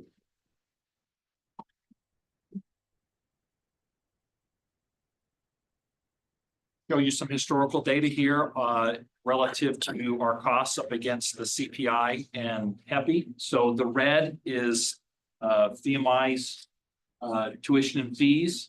In-state on the left, out-of-state on the right. You can see since 2020 we have stayed 2021, but right there 2020 very close to the FEB, the higher education. We were just a little bit above CPI. But going to the right, we've stayed below those. And on the out of state, we've stayed at or below basically the FE and CPI. So, I mean, just relative to the overall bending of the tuition and fee curve, see what the trends have been over the last 4 years. This has certainly been complemented with really great state revenues, investments from the state in VMI's affordability funding models, that the affordability appropriations that the legislature and the governor and others have put in. So I think there's been as much as there's been talk and effort on maintaining costs, there's also been an equal and corresponding conversation about state funding portions and the direct relationship with that. So anyway, provide that to you, just some actual data. The CPI and the higher education price index are elements that track and follow, and so you can just sort of see just a little bit of a picture there. The next slide, this is how we're going to spend the money. And just oftentimes we say things like E&G and UMA, auxiliary, and it's what is all that? So I thought I would just break this down and just show you the 3 buckets of how we spend the money. We spend the first portion in the education in general, what you hear is E&G. That's funds set aside for the core academic programs and support services. Give you some examples there. We'll spend $78.2 million of the budget into the E&G portion of the budget. The auxiliary portion will spend $34.9 million, and you can see the auxiliary is funds that support the services provided for cadets, faculty, and staff for a fee. Auxiliary enterprises are self-supported units that provide goods and services. You can see some examples of what those are here in VMI. Third, which is unique to VMI, Virginia Tech and Mary Baldwin is a set of funds we get from the state to support unique military activities, or UMA. So those are funds that support the UMA activities at VMI, Tech, Baldwin, and as mentioned, so there's about half of that is funded by the cadets, the other half funded by the state, and we'll spend $10.3 million in the UMA budget. You can see there the expenditures there of 123.4 match up against the revenues of the 2.5% increase. And so let me just show you some examples of how we can work to mitigate against the 2.5%, driving back towards this affordability and continue to bend this cost curve. So here's some pieces that are out there of specific initiatives that we're working on to get funding for that will continue then to eat up against some of those costs and, you know, certainly help us all get close, you know, reduce the overall cost. So under the red, the VMI budget amendments, these are requests that VMI move forward with in this legislative cycle, starting with the governor. They were not included in the governor's budget. We went and worked with the House and the Senate. This House is carrying about, we'll just call it $950,000 of it. The Senate's carrying about $500,000 of it. But those are our total set of requests that are out there in budget amendments. Still a long ways to go. We spent the greater part of Wednesday going around and working these very specific things and targeting, you know, specifically UMA activities and some other efforts. But, you know, it's not done yet. We're going to continue to be working with the legislative side to secure these funding or some portion of funding for these projects. The second piece in yellow are larger across the board. All of higher education has worked with the state to try and get funding for these pieces. We know that the governor laid out in the budget requesting or, you know, stipulating that tuition stays at zero.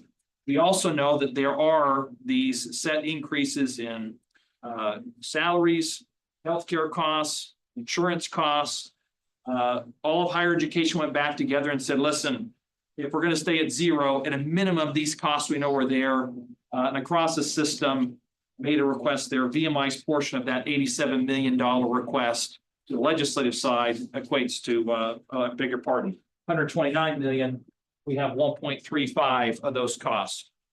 What of that we'll get? All to be determined, but that's something that we're working on. The second piece is the actual funding of the VMS DEP program.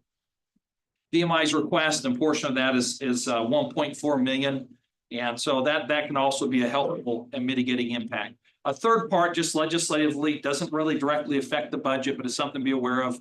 The CLE Phase 2 project is currently on track and moving through the cycle. It was in the governor's introduced budget and seems to be working through the legislative side with some confidence. So the next slide just starts to just show you the two different revenue options, option 1 and option 2, 123, 122, and the 123. You can see those 3 buckets of expenditures, you know, and you can sort of see the differential of that 800,000 and a break even. And so I think we're trying to just articulate and express that we believe there's a pathway forward to with additional revenues that come in and other pieces that allow us to continue to get after the cost structure piece of this and the tuition and fees, particularly our focus on the tuition element of it. And I do want to just drive that point home where we are advocating for and being very specific about maintaining the fees at 3% and really having the discussion about finding that differential in the 0 or 2.5% on the tuition side. Dallas, just to be clear, option 1, we're using a little less than $1 million of reserves. Option 1, we would be using the balance of budget a little less than $1 million of reserve. Option 2, we break even. We're no correct reserves. Correct. And I just have a point on that. Probably our next slide was to take that a step further, and just want to highlight. You go to the next one. It's not in there. We have gone through COVID, followed by the enrollment pressures. And every year we have finished with a surplus budget. We've never finished in the red. We've always come in, we've given you all a budget. Sometimes we've shown you where we are going to have to use some reserves to balance it. Got your approvals, and then we took off in the budget cycle out there getting after our costs. We finished just to talk about where our balances have gone and just overall the big budget. We finished in 21 with a $1.7 million surplus. That grew to 2.6 in 22. It grew to 6.6 in 23. It's grown to 8.8 in 24. So I just want to emphasize, as we've gone through all of that, the efforts that General Winds laid out about cost containment, getting after, while we've brought you forward budgets, we looked at these pieces, and some of you will remember, we had those longer term. We had projections at one point in time that said we would not break even until fiscal year 27. And coupled with that, and some of you remember that notorious April meeting, we actually showed the fund balance drawing down to somewhere to $7, $8, $9 million. We have, standing here today, we have never finished in the black or in the red. We've always finished in the black, and we're just the opposite. We've actually grown the E&G fund balance by $8 million. And so I just want to articulate we're coming at this from a position of strength, with a position of a fair amount of confidence in the overall budget modeling and our efforts there about containing costs. We have had 5 years of flat budgets in departmental budgets. They've not moved up. We've had certainly delays in capital on our non-capital investment. We've canceled core trips. We have held off on hiring staff. We've been slow on hiring. We've worked adjunct faculty. There's a number of areas over the last several years we have worked after and attacked the costs. And what I'm proposing and laying out here for you today is two options and showing a way forward. But as these appropriations come in or don't come in, however that all goes, we believe we have a model that gets after bending those costs down on tuition. And probably if all those come in very nicely, can bend it further past the 2.5 and get closer to that 0.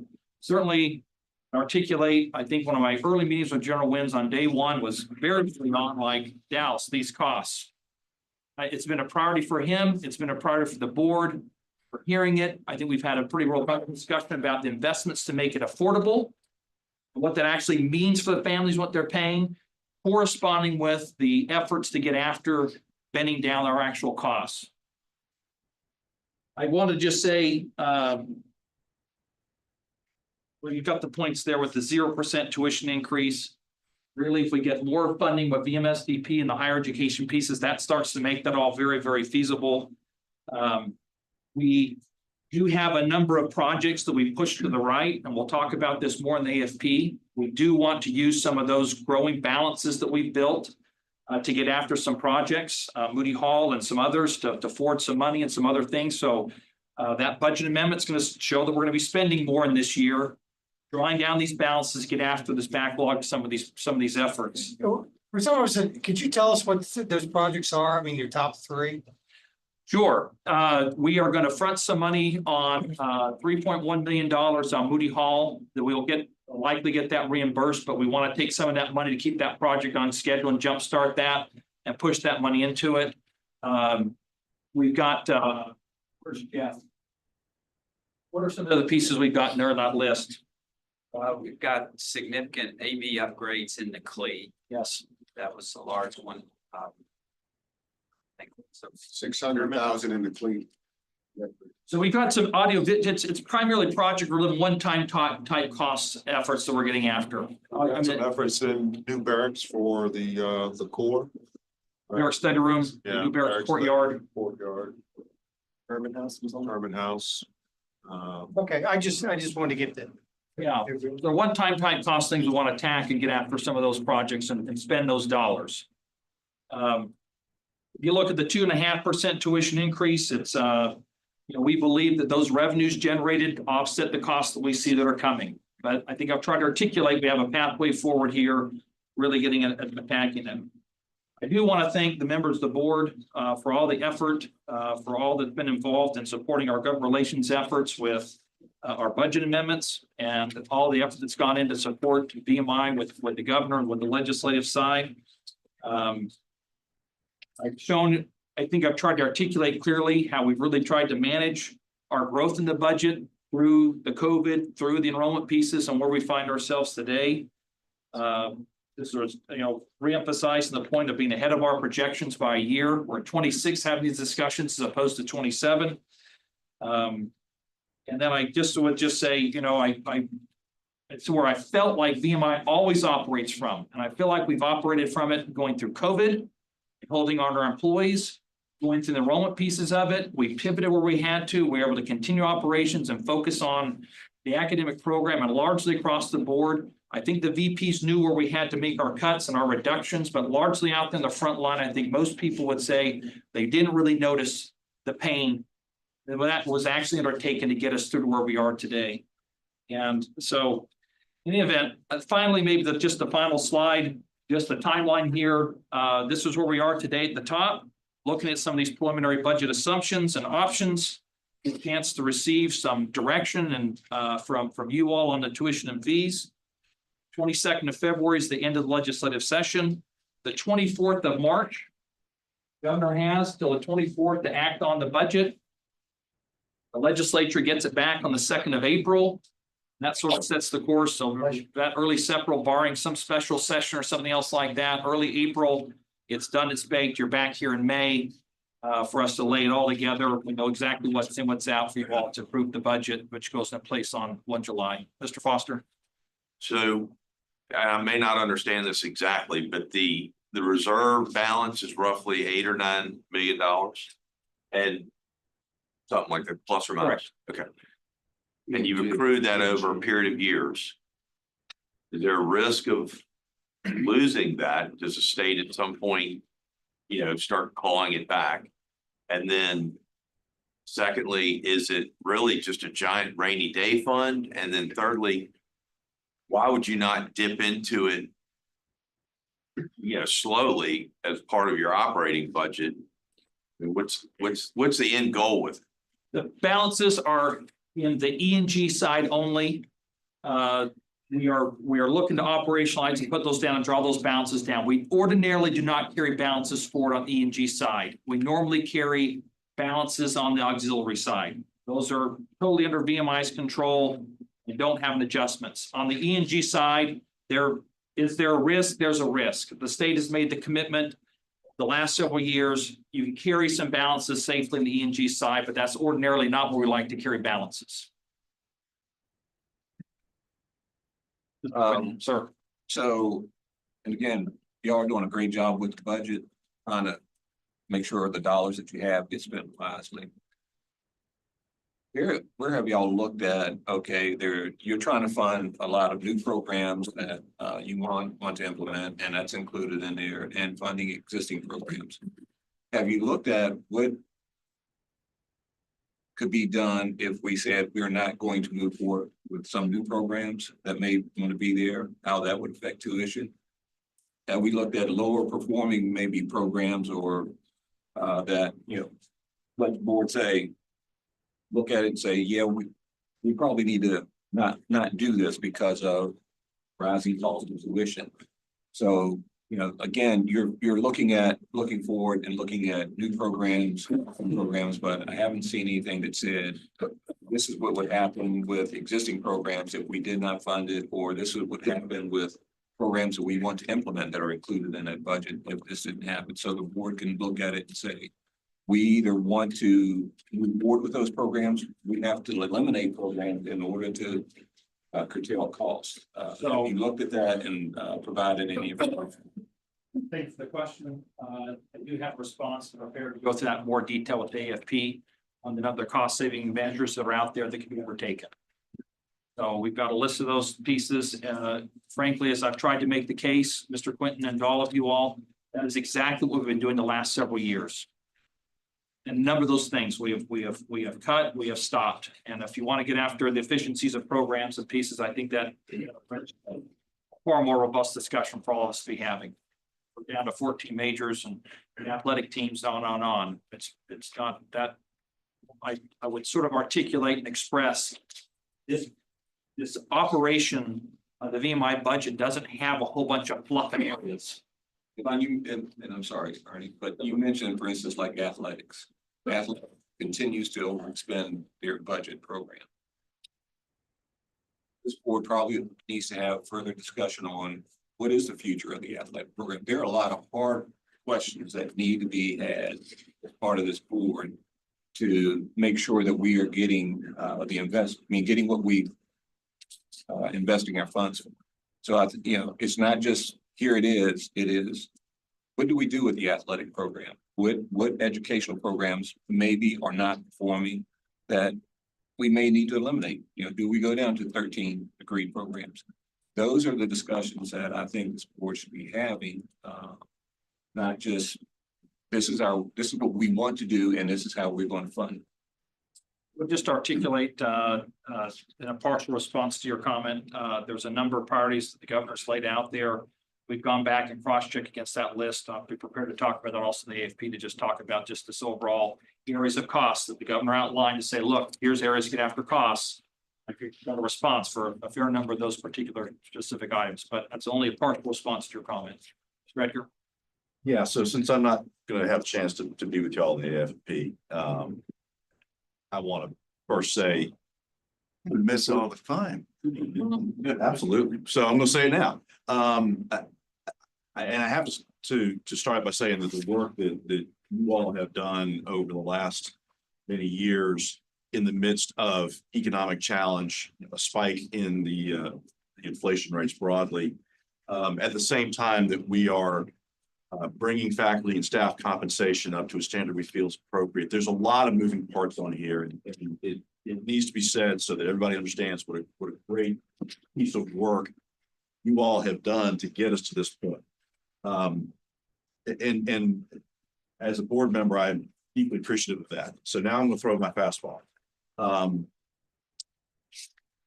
The affordability is important, but the top line of tuition and fees is also important.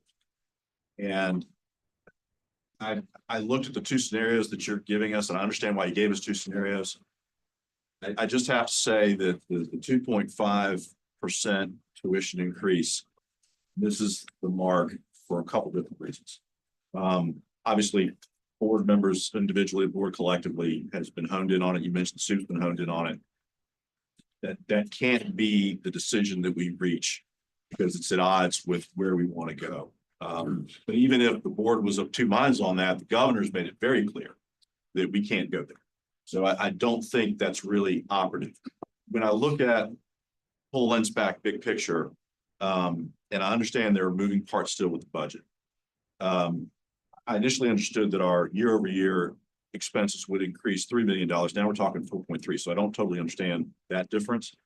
But even with that as it is, we look at VMS-DEP, which is not part of the state support slide that you put up there as our operating assumption. That's 1.5 million in revenue that we've not seen before. When you look at 36 additional cadets census, and let's just make a conservative assumption, 2/3 are in state, 1/3 are out of state. You run it by our tuition and fees as they currently exist. Each cohort gives us an additional $750,000 in revenue. Right away, you're at 3 million. And so while I understand there will be static in the details, I think that static's in the margins. And I don't think that those big picture points support a 2.5 million tuition increase. I think we have to be looking at the zero and how do we make zero work? And that's with me compromising on 3% fees. So that's my perspective. I think that really is the orientation we have to pursue. I understand 2.5 is for creative purposes, but I think that premise is not a pathway for success. My 2 cents. I'll take a completely opposite view, actually, by the way. So I don't think we don't have to make this decision now, do we? We have a meeting with the committee here later. It's good to get feedback. I, for one, as one board member, love to know what my costs are. So before we start to deal with sort of what people have requested, what is the actual facts of what the financial position look like? So I'm happy that you've done that, Dallas. I understand I'm not disrespectful of the governor's request, but I also would love to know what are the facts about what we can actually deliver on financially, and from it, the strategy of tuition. So, Hey, Dallas. but I don't think, Teddy, this has to be decided now, right? This is a, we got a preview. We're going to get in more deep dive here at the committee meeting. And I just want to be on record to say I don't necessarily agree with that. It won't be decided. That's right. We'll have more discussion, and it may not be our decision to make. It may be in the budget where it's capped at 0 and 3, right? That was the governor's proposal. Legislature did not bring that language forward, but still some negotiating to go. Right. Time. So it won't be decided today. There'll definitely be more discussion. We'll probably need at least another AFP committee meeting to take this one up, right? So yeah, Bernie, I hear you loud and clear. We didn't see the usual chart on where we stack up versus the competition. When you talk about the sticker price, you know, in state, we're right in pretty much in the middle. Out of state, we're at the top end. And that should concern all of us. But yeah, there'll be a lot more discussion. Yeah, Dallas, I commend you and your team for all the good work over the last handful of years. General, good job on this. Just for, so that the team, and I know we're going to talk about it in AF&P, and again, this was intended to be just kind of a more of an information session to kind of get some discussion going around the table. It would be helpful to the Institute and the team that's going to have to work this so that, again, from a strategic standpoint, where, number one, does the board collectively agree what the problem is? Is the problem tuition writ large? Is the problem out-of-state tuition? Is the problem in-state tuition? All right, and then based on that kind of collective agreement, then what do we need to do to tackle the path ahead, not just for this year, not just for this year, but for the next 5 or 10 years to say, this is what we'd like to see happen with tuition over time. Because then that can play into how we build our 6-year plan and then make course corrections, but we will always be able to come back to the board and say, this is what you told us was the path we wanted to go on. Here's how we're doing. Here's what we think we need to make adjustments. So I just throw that out. I've got some strong thoughts on that. This probably is not the moment for it, but as when we have that discussion. We conclude with the final slide, and I know we've got a little bit of place to go here, but this is tying together the affordability discussion laid out by Colonel Escom, just relative to the Institute's commitment, which is significant. That ISPS number and really what that represents from VMI's commitment to the financial aid, the private support side of it from our alumni, and alumni side, merit scholarships, the Cadet Club side. I mean, it's significant what that represents with 86% receiving some type of financial aid. The effort that goes in to get the financial aid is customized and driven to, I mean, every single family's got a different financial picture. So the availability of the financial aid funding from all these sources results in just these customized, highly directed packages that leaves us, I think, very, very competitive and standing on our toes and working with the families to help them with their decision on the affordability of VMI. Our fiscal discipline, COVID through the enrollment, I think it's left us in a very, very good position where we find ourselves today, as I've articulated. I think we looked at fiscal year 26. I think I've tried to articulate there's a pathway forward to holding tuition flat, ending these other state funds, these programs, ensuring those come in to offset some of these costs that are out there. So, and you know, as I've already articulated somewhat, when we've got some momentum moving on some of those efforts on the legislative side. This concludes my briefing. I thank you all very much the time just to lay this out and open this discussion, and I look forward to a more robust discussion. AFP and Gregor, for you, I'm sure we'll catch each other cocktail party again tonight. Thank you all. Yeah, just one question. 86% of the Corps receives some form of financial aid. Do we have any data that compares us against other state schools? I don't know that. Let me get an answer. That'd be I think that'd be a very powerful figure in terms of comparison. I think from a comparison, if you look at that, just to open the can of worms, I would want to know and look at that data. What is the actual dollars of aid versus Sure. Yeah, writing it off. Yep. Okay.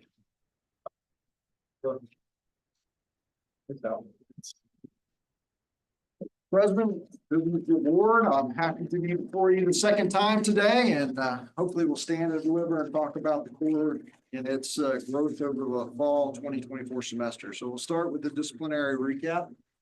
Look to the left side of the slide, probably the thing that will jump out most to you is the increase in the average demerit. Speaking to that, I will say that as a staff, we met in August and determined that we wanted to be consistent in our approach to enforcing the standards. And we reinstituted the frequency of pre-COVID in terms of how we were assessing rooms and uniform inspections. So there were more uniform and more room inspections over the course of the semester, getting back to where we were during the pre-COVID era. So that explains much of that jump from average of 20.17 the last time I reported to you to 36. As you would expect, that also preempted and brought a number of more cadets exceeding the 75 demerit threshold. So at 76 and above, you're placed on conduct probation for a old Corps cadet. 81 demerits and above for a new cadet is the standard of conduct probation. You look at the 100 and above cadets, a corresponding slight increase there as well, where we had 27 old Corps cadets and 17 rats exceed that 100 demerit standard. We have, based on who returned, who graduated, who may have transferred, and 59 cadets that started the semester on conduct probation. We look to the right side, again, you see the slide. It's very similar to what you may have observed last year in terms of a curve. Right side of the chart, you're working with a small percentage of the cadets. That's where we are doing much of the teaching, coaching, and mentoring. And essentially that 61 demerits and above are the ones that my staff, my tax and I interact with quite frequently. Our approach to last semester was when we ran into instances of egregious misconduct. Those would be things of which it was impacting another cadet's safety and or it was impeding another cadet's progress in their academic pursuits. We addressed that without waiting to the end of the semester. We utilized the interim suspension tool that resulted in 3 suspensions during the course of the semester. And then we assessed the excessive demerit aspect of it at the end of the semester, which resulted in another 3 suspensions. So for the fall semester, there were 6 total suspensions. If we look at the positive side of it, it's very similar to the last report I had in the number of cadets percentage-wise that are achieving negative, fewer than 20 demerit. We still see a large portion of the Corps excelling and exceeding the standard expected of cadets. One real quick. The other point I wanted to highlight there was working with General Wins. He went along with the approach that I recommended on how we address those folks, especially those that may have chronic problems with excessive demerits, on getting them to a point to where they get off of conduct probation. So we utilize what is called a 1-year suspension in advance of where they're put on reduced demerit limits. So several of the cadets with chronic excessive demerit problems were allowed to come back this semester. For old Corps members, they are at 70 demerits. For new cadets that were excessive demerits, they have a 79 demerit limit. What that means is if they exceed that limit in that agreement, an old Corps member at demerit 71, or for a new Corps cadet, new cadet at demerit 80, they will have their barracks belongings packed out and they will enter into that suspension. So if they achieve the goal and achieve the standard, they would return in the fall semester, not on conduct probation. That is the goal. The goal is to influence their behavior going forward. We're seeing some positive trends with that approach thus far. Next slide. So as we look at the categories, I give you the top 6 is what it should say up there. But in terms of looking at the top 5 trends and codes there, you have things that are common amongst those with excessive demerits of absence, confinement, late formation class, and sign in, sign out. If you look at those 3 areas and how they range up amongst the most common things, those are 4 common to many of our excessive demerit cadets. The most frequent bone, obviously improper dress, falls largely within your guard team packages in your officer of the day type of assessments as they go in and out of barracks. throughout barracks, looking at the core and how they are properly kept or not. So that's the most common discrepancy code within the core last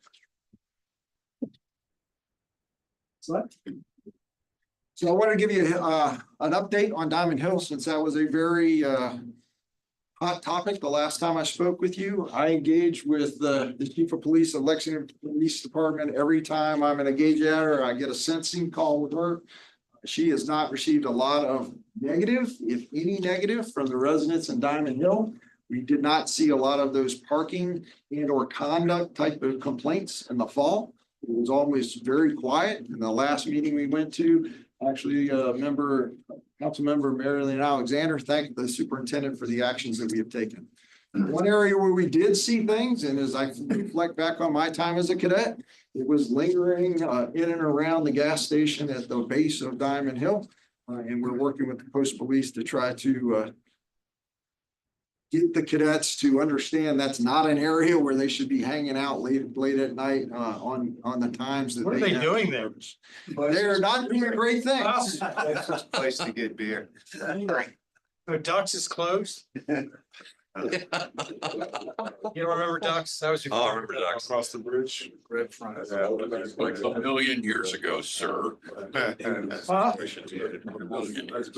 Chief Marshall and his group have been great with us, helping kind of break that up. We haven't seen any large instances of misconduct out there, but it is an area of highlight and concern for us. So the highlights, as I updated, we did see some slight attrition amongst our rat mass. We had 2 OPs within the last week.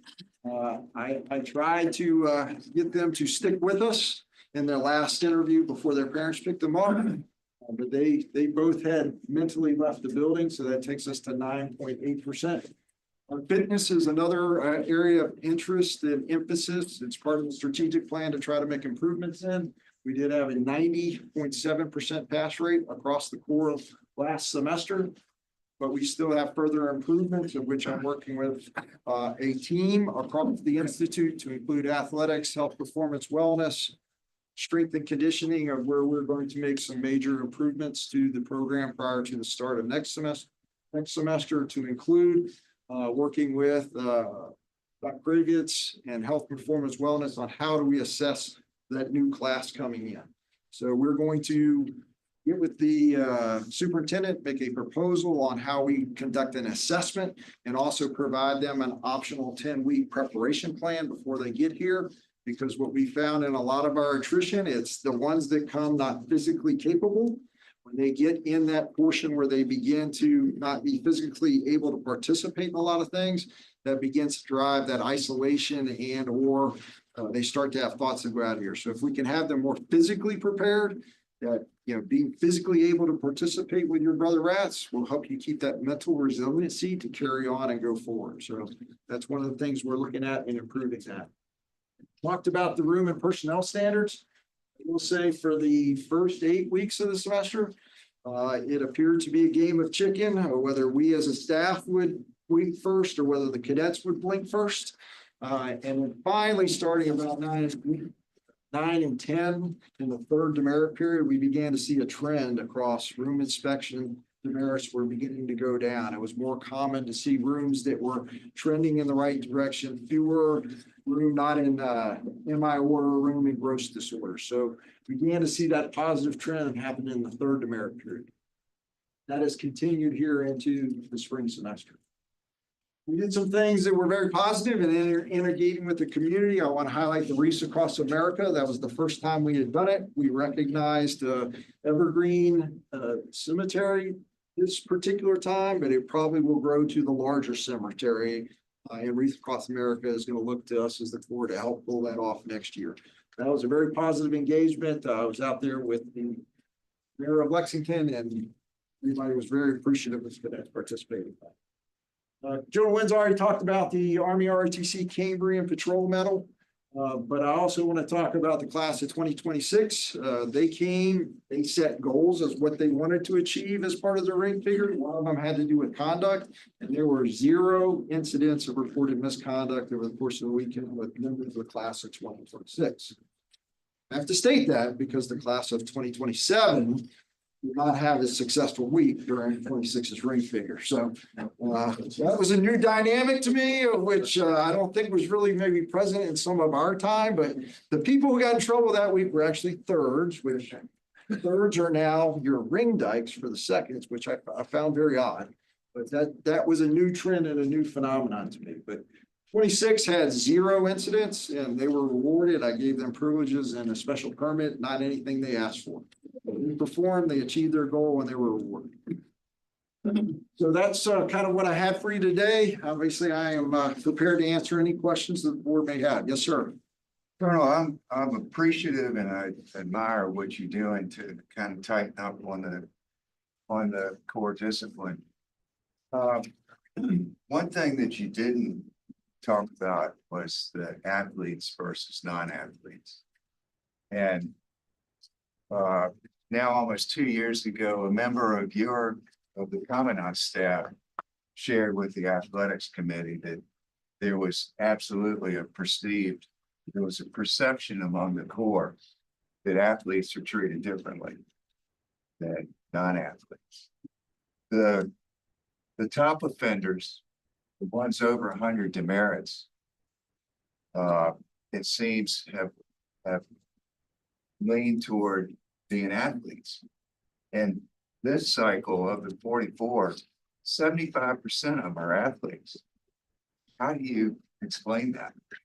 So I will explain it by the virtue of the fact that they are the ones that are having difficulties in that area of not showing up to things, being late to things, not being attentive to detail when it comes to signing off confinement checks. They are very prone to accumulate a lot of demerits in that category. In my counseling sessions with them, and I counsel over 250 individuals at my level, putting out and awarding them letters of admonishment and reprimand, is VMI is not a place that's going to allow you, whether it's 1 second or miss something entirely, to not receive feedback in terms of 2, 3, or 5. 1 second to 5 minutes late, you get 2 demerits. If you're 6 minutes to 15 minutes, 3 demerits. If you're over that, it could be 5 demerits. It could be 5, a week of confinement, 5 penalty tours. And if you look across the demerit records of those cadets, that is an area where they have struggled. Trying to emphasize to them that the need to be disciplined in that area is an area that will follow you back to your particular trade and your athletic endeavors. I coach them that the playbook, the blue book, is their playbook. They should be as mindful of understanding the playbook as they would any opponent that they tackle on the field. I've begun to see some very positive. It's still early, but it's in the first demerit period, and a lot of these student athletes that we have in that reduced demerit category are turning in performances and interacting with my staff in ways that were not present if I look to the first demerit period in fall. So I'm optimistic. Obviously, I will be able to show you whether it's delivering or not, but I'm optimistic that we're beginning to attack that. I'm also working with Mr. Walton, and he's got some ideas of beginning to have some accountability type of efforts within teams. They have accountability. They break out similar to a military organization where they have upper class cadets providing direct mentorship to those cadets, as well as I plan to interact with all of the team captains going into the fall, providing them specific expectations in terms of what I expect from them as a captain. Part of that is going to be, I expect you to form up. I expect you to take accountability. I expect you to march to meals. I expect you to have uniform inspections. I expect you to get with cadre for your new cadets and begin to do training. So when they come back, maybe off a permit, we're not having to train them on things we should have attacked and used time along the way to do. So that's how I'm going to try to get after it, Scotland. The only thing I'll add is what Tom and I was talking about is getting people together and just talking about where we're at, how we can get better as a Corps cadet. And I think the Council of Captains meetings we've been having, those are getting better. Obviously, our coaches, we want to make sure that they're held accountable to understand how important this is. So we're making sure that our coaches have some touch points and know that the Commandant is really, I've already invited the coaches to meet with the TAC officers and his staff so we can get to know more of how we can alleviate these things. So it can be a better and smoother process for the cadets. That Gallo, I know you've done some great things already. You got some things in place from the core standpoint to really mitigate these things. So I think there's some things in place. It's just a matter of just making sure we hold ourselves accountable to get those merits down.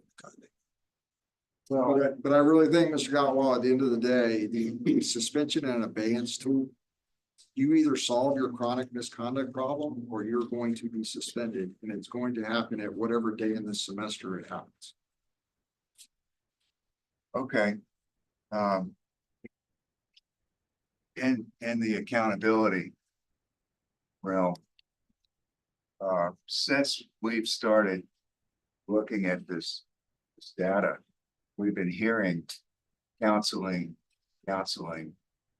and it hasn't gotten any better. Well, I will argue that point. The numbers do not support. Well, the numbers don't support it this semester because we were much more rigid in enforcement and we looked and inspected more frequently.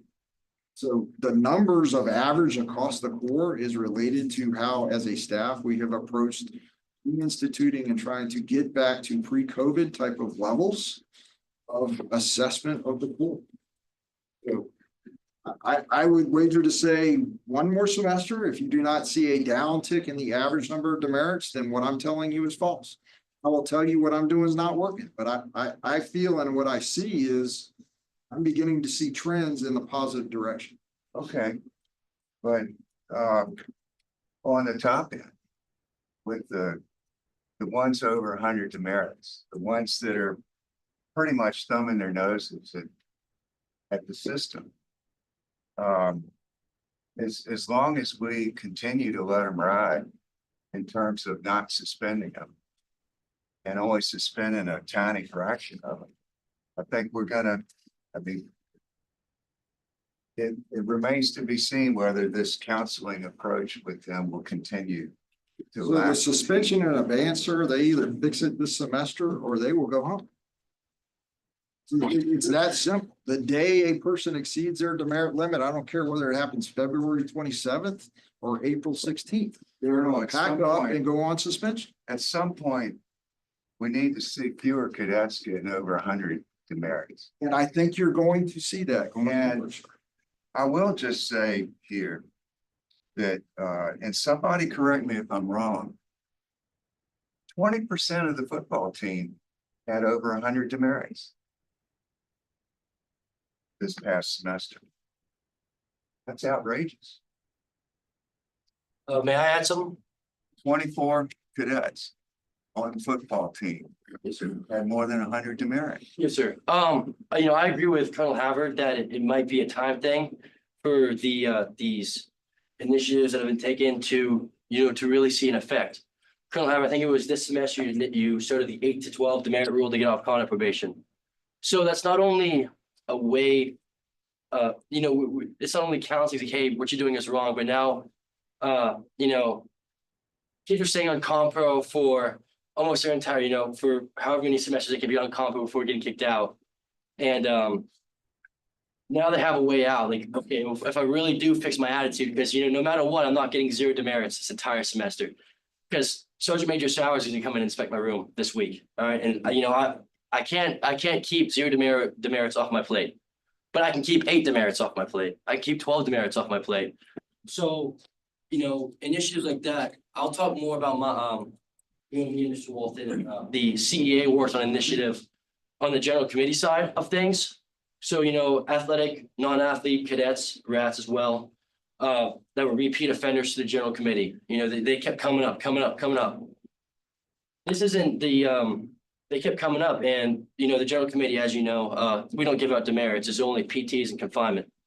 But, it's now a counseling thing where it's just from my side, it's starting to take effect this semester. We created it last semester, but I didn't want to go back and grandfather kids in that had already been GC'd 4 or 5 times this semester, last semester, and bring them to the counseling board. So it started to take place this semester, and I had a conversation with a football rat 2 nights ago, today's Friday, 3 nights ago, after the GC trial, he just reported it was his first time this semester. I believe he came up last semester as well. And, you know, me and Mr. Masters, the GC historian, talked to him. And we're like, hey, listen, like, this is the first time you've been GC this semester. Next time you're gonna start going to the board. You're gonna be counseled by your team captain. And Mr. Masters says, and he looks me in the eyes like, hey man, what's your goal again? Like, we talked about your goal. And the rat says it's to play with his brother here at VMI. You know, and so this is the incentive you're getting to. Like, there's accountability measures being taken, you know, by both commandant staff and cadets to enforce the stuff. You know, I don't want to say the rat's name in front of everyone, but he expresses how he's starting to, like, you know, really play the game now, how he wants to play the game, because, you know, the game of following the blue book and the white book. And you know, I don't expect to see him up again. I expect, you know, we told him, like, hey, there's gonna be a spotlight on you now because you've been so problematic before. But I want to see a change in you. If we don't see a change, you're gonna start meeting with your team coach, you know, maybe go up to the AD, you know, in the final measure for our counseling boards that you go to your donor. So that is what we're, you know, I'm sorry I'm kind of a bit off track, but I think it is time. And, you know, I really do think by the end of this semester, you will see a change. I sent out a little survey to the entire corps about an hour, 2 hours ago, just asking for comments from them. And I actually got an email from the team captain of the football team about, you know, around 9:45, 9:50. He's like, hey, I would like to get with you and Mr. Walton and really try and get the football team, you know, back into the core. You know, really change the way that we're viewed. And I want to discuss ways that we can really start to repair that bond between, you know, especially kind of the football team and the rest of the core, sir. So I do think that there will be a change, and I don't think I'm gonna be able to see it I don't think I'll be able to see it this semester. But me and Brian Pritchard, the RCO, discussed that the efforts we do this year, we probably won't be able to reap the award, but I believe the classes, you know, to come will, sir. So again, maybe just this semester, let's hear it out and let's see if it works. Sir, that's all I have. Thank you. Thank you. Wait, I've got a question for you. You've been here a semester now? Yes, sir. And I'm not trying to be cute. I really want to know, what keeps you up at night? So what keeps me up as, you know, our rigid understanding of how getting them to understand the ground rules for our rat line. Understand that it's not to take away from your ability to have a rigorous, physically demanding rat line. It's the left and right limits are there to protect them from exposure, right? To not take it that bridge too far where they put themselves at potential risk legally. And that's an area that keeps me up at night, is a young adult making a poor decision, which they put themselves in vulnerability of scrutiny from a legal perspective. That keeps you up at night. Also, with the post-security initiatives, we can't get those fast enough. Obviously, that is an area that keeps me up at night. Yes. That is an issue I think we're going to talk more about. I think the board raised this issue yesterday about post-security, and I think you're gonna be hearing a lot more about that. So that I appreciate you.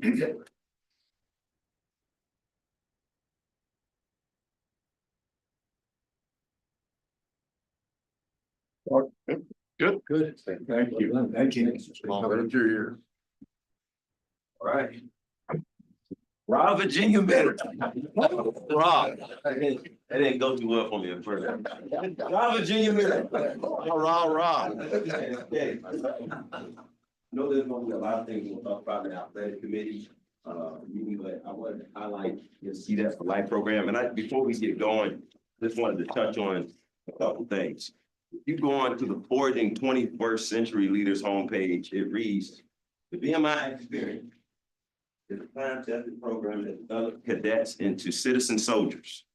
This strategic plan focuses on the initiatives, resources, and infrastructure necessary to positively mold future generations of the VMI graduates into strong, effective leaders, be within their community's respective military branch or chosen profession. So Everything that I'm talking about from an athletic standpoint falls under that strategic plan.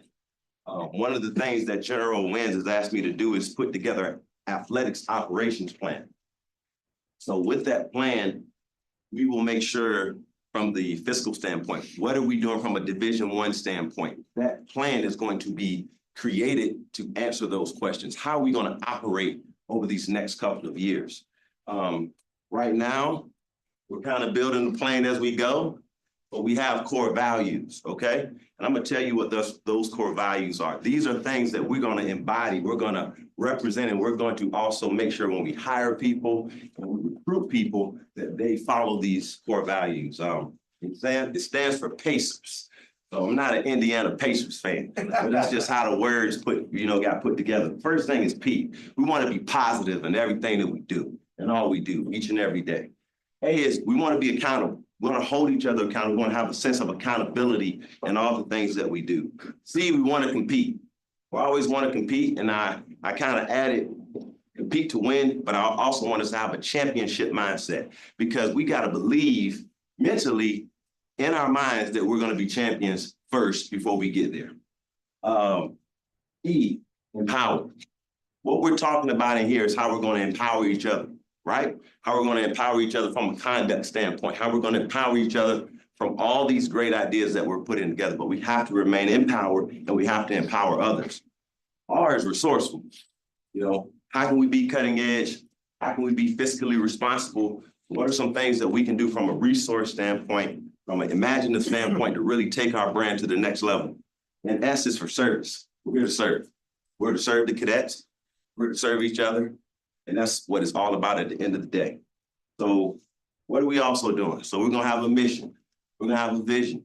We're gonna have areas of focus. So I want to come back to you the next time we meet in May, and I want to have this in place. Right now, we're in the data collecting mode. We're talking to our coaches. We're talking to our cadet athletes. We're talking to a lot of people that are stakeholders to really find out what can we do to make the athletic experience the best that it can be. But we're going to need your help as well. We obviously have an opportunity to put some focus groups and subcommittees together. And my goal is I want to have a draft by early summer, and I want to roll out something officially where there's an athletic operations plan that, again, it answers a lot of the questions of where we want to go and how we want to do and how we can maximize the experience for our cadet athletes. So this Cadet for Life program, go to the next slide, it's a transformational program. All the things that I just read, developing cadets into citizen soldiers, strong, effective leaders, molding the future generation. This is what we want to do within the athletic department. It's a transformational program. Most athletic departments have this. There's 3 buckets: a character and personal development bucket, a community service and citizen social development bucket, and a career and professional development bucket. So career and personal development, we want to work with the CLE. We want to work with the resources we already have to maximize our cadet athlete experience. We talked about mentorship. There's ways that we can provide mentorship opportunities for our cadet athletes as well as the cadets cadets within the Corps as well. But leadership is something that we need to make sure we focus on, but also character and personal development is health and wellness. It's financial literacy. These initiatives that we want to showcase and provide to our athletes, but also the Corps as well. Next slide. Community service and citizen social development. It says it right here. We want to develop cadets into citizen soldiers. We want to get in the community. Rockbridge County loves the cadets. We have to make sure our cadets realize that they are brand ambassadors for the Institute. Their reputation is important. We want to make sure that these elementary school kids, middle school kids, when they see a cadet, they see a cadet doing the right thing, because that equals them probably wanting to be a cadet here at VMI. So in terms of community service, we already have some initiatives we're doing. So I don't want you to think that we're not doing anything, but I want to make sure it's in a constructive way. Building Bridges, which is a club on Post, they actually have reached out to me on how we can get more cadet athletes into the Habitat for Humanity. So there's a lot of things that we're excited about. And again, We just really want to partner to help amplify all the great things we're doing on post. Career and professional development, Ahmad, he was just here. I had a chance to meet with him the first time, first couple months when I got on post. We've got some great things we're doing from a career services standpoint. Again, I want to make sure from an athlete standpoint that they get the time to do it.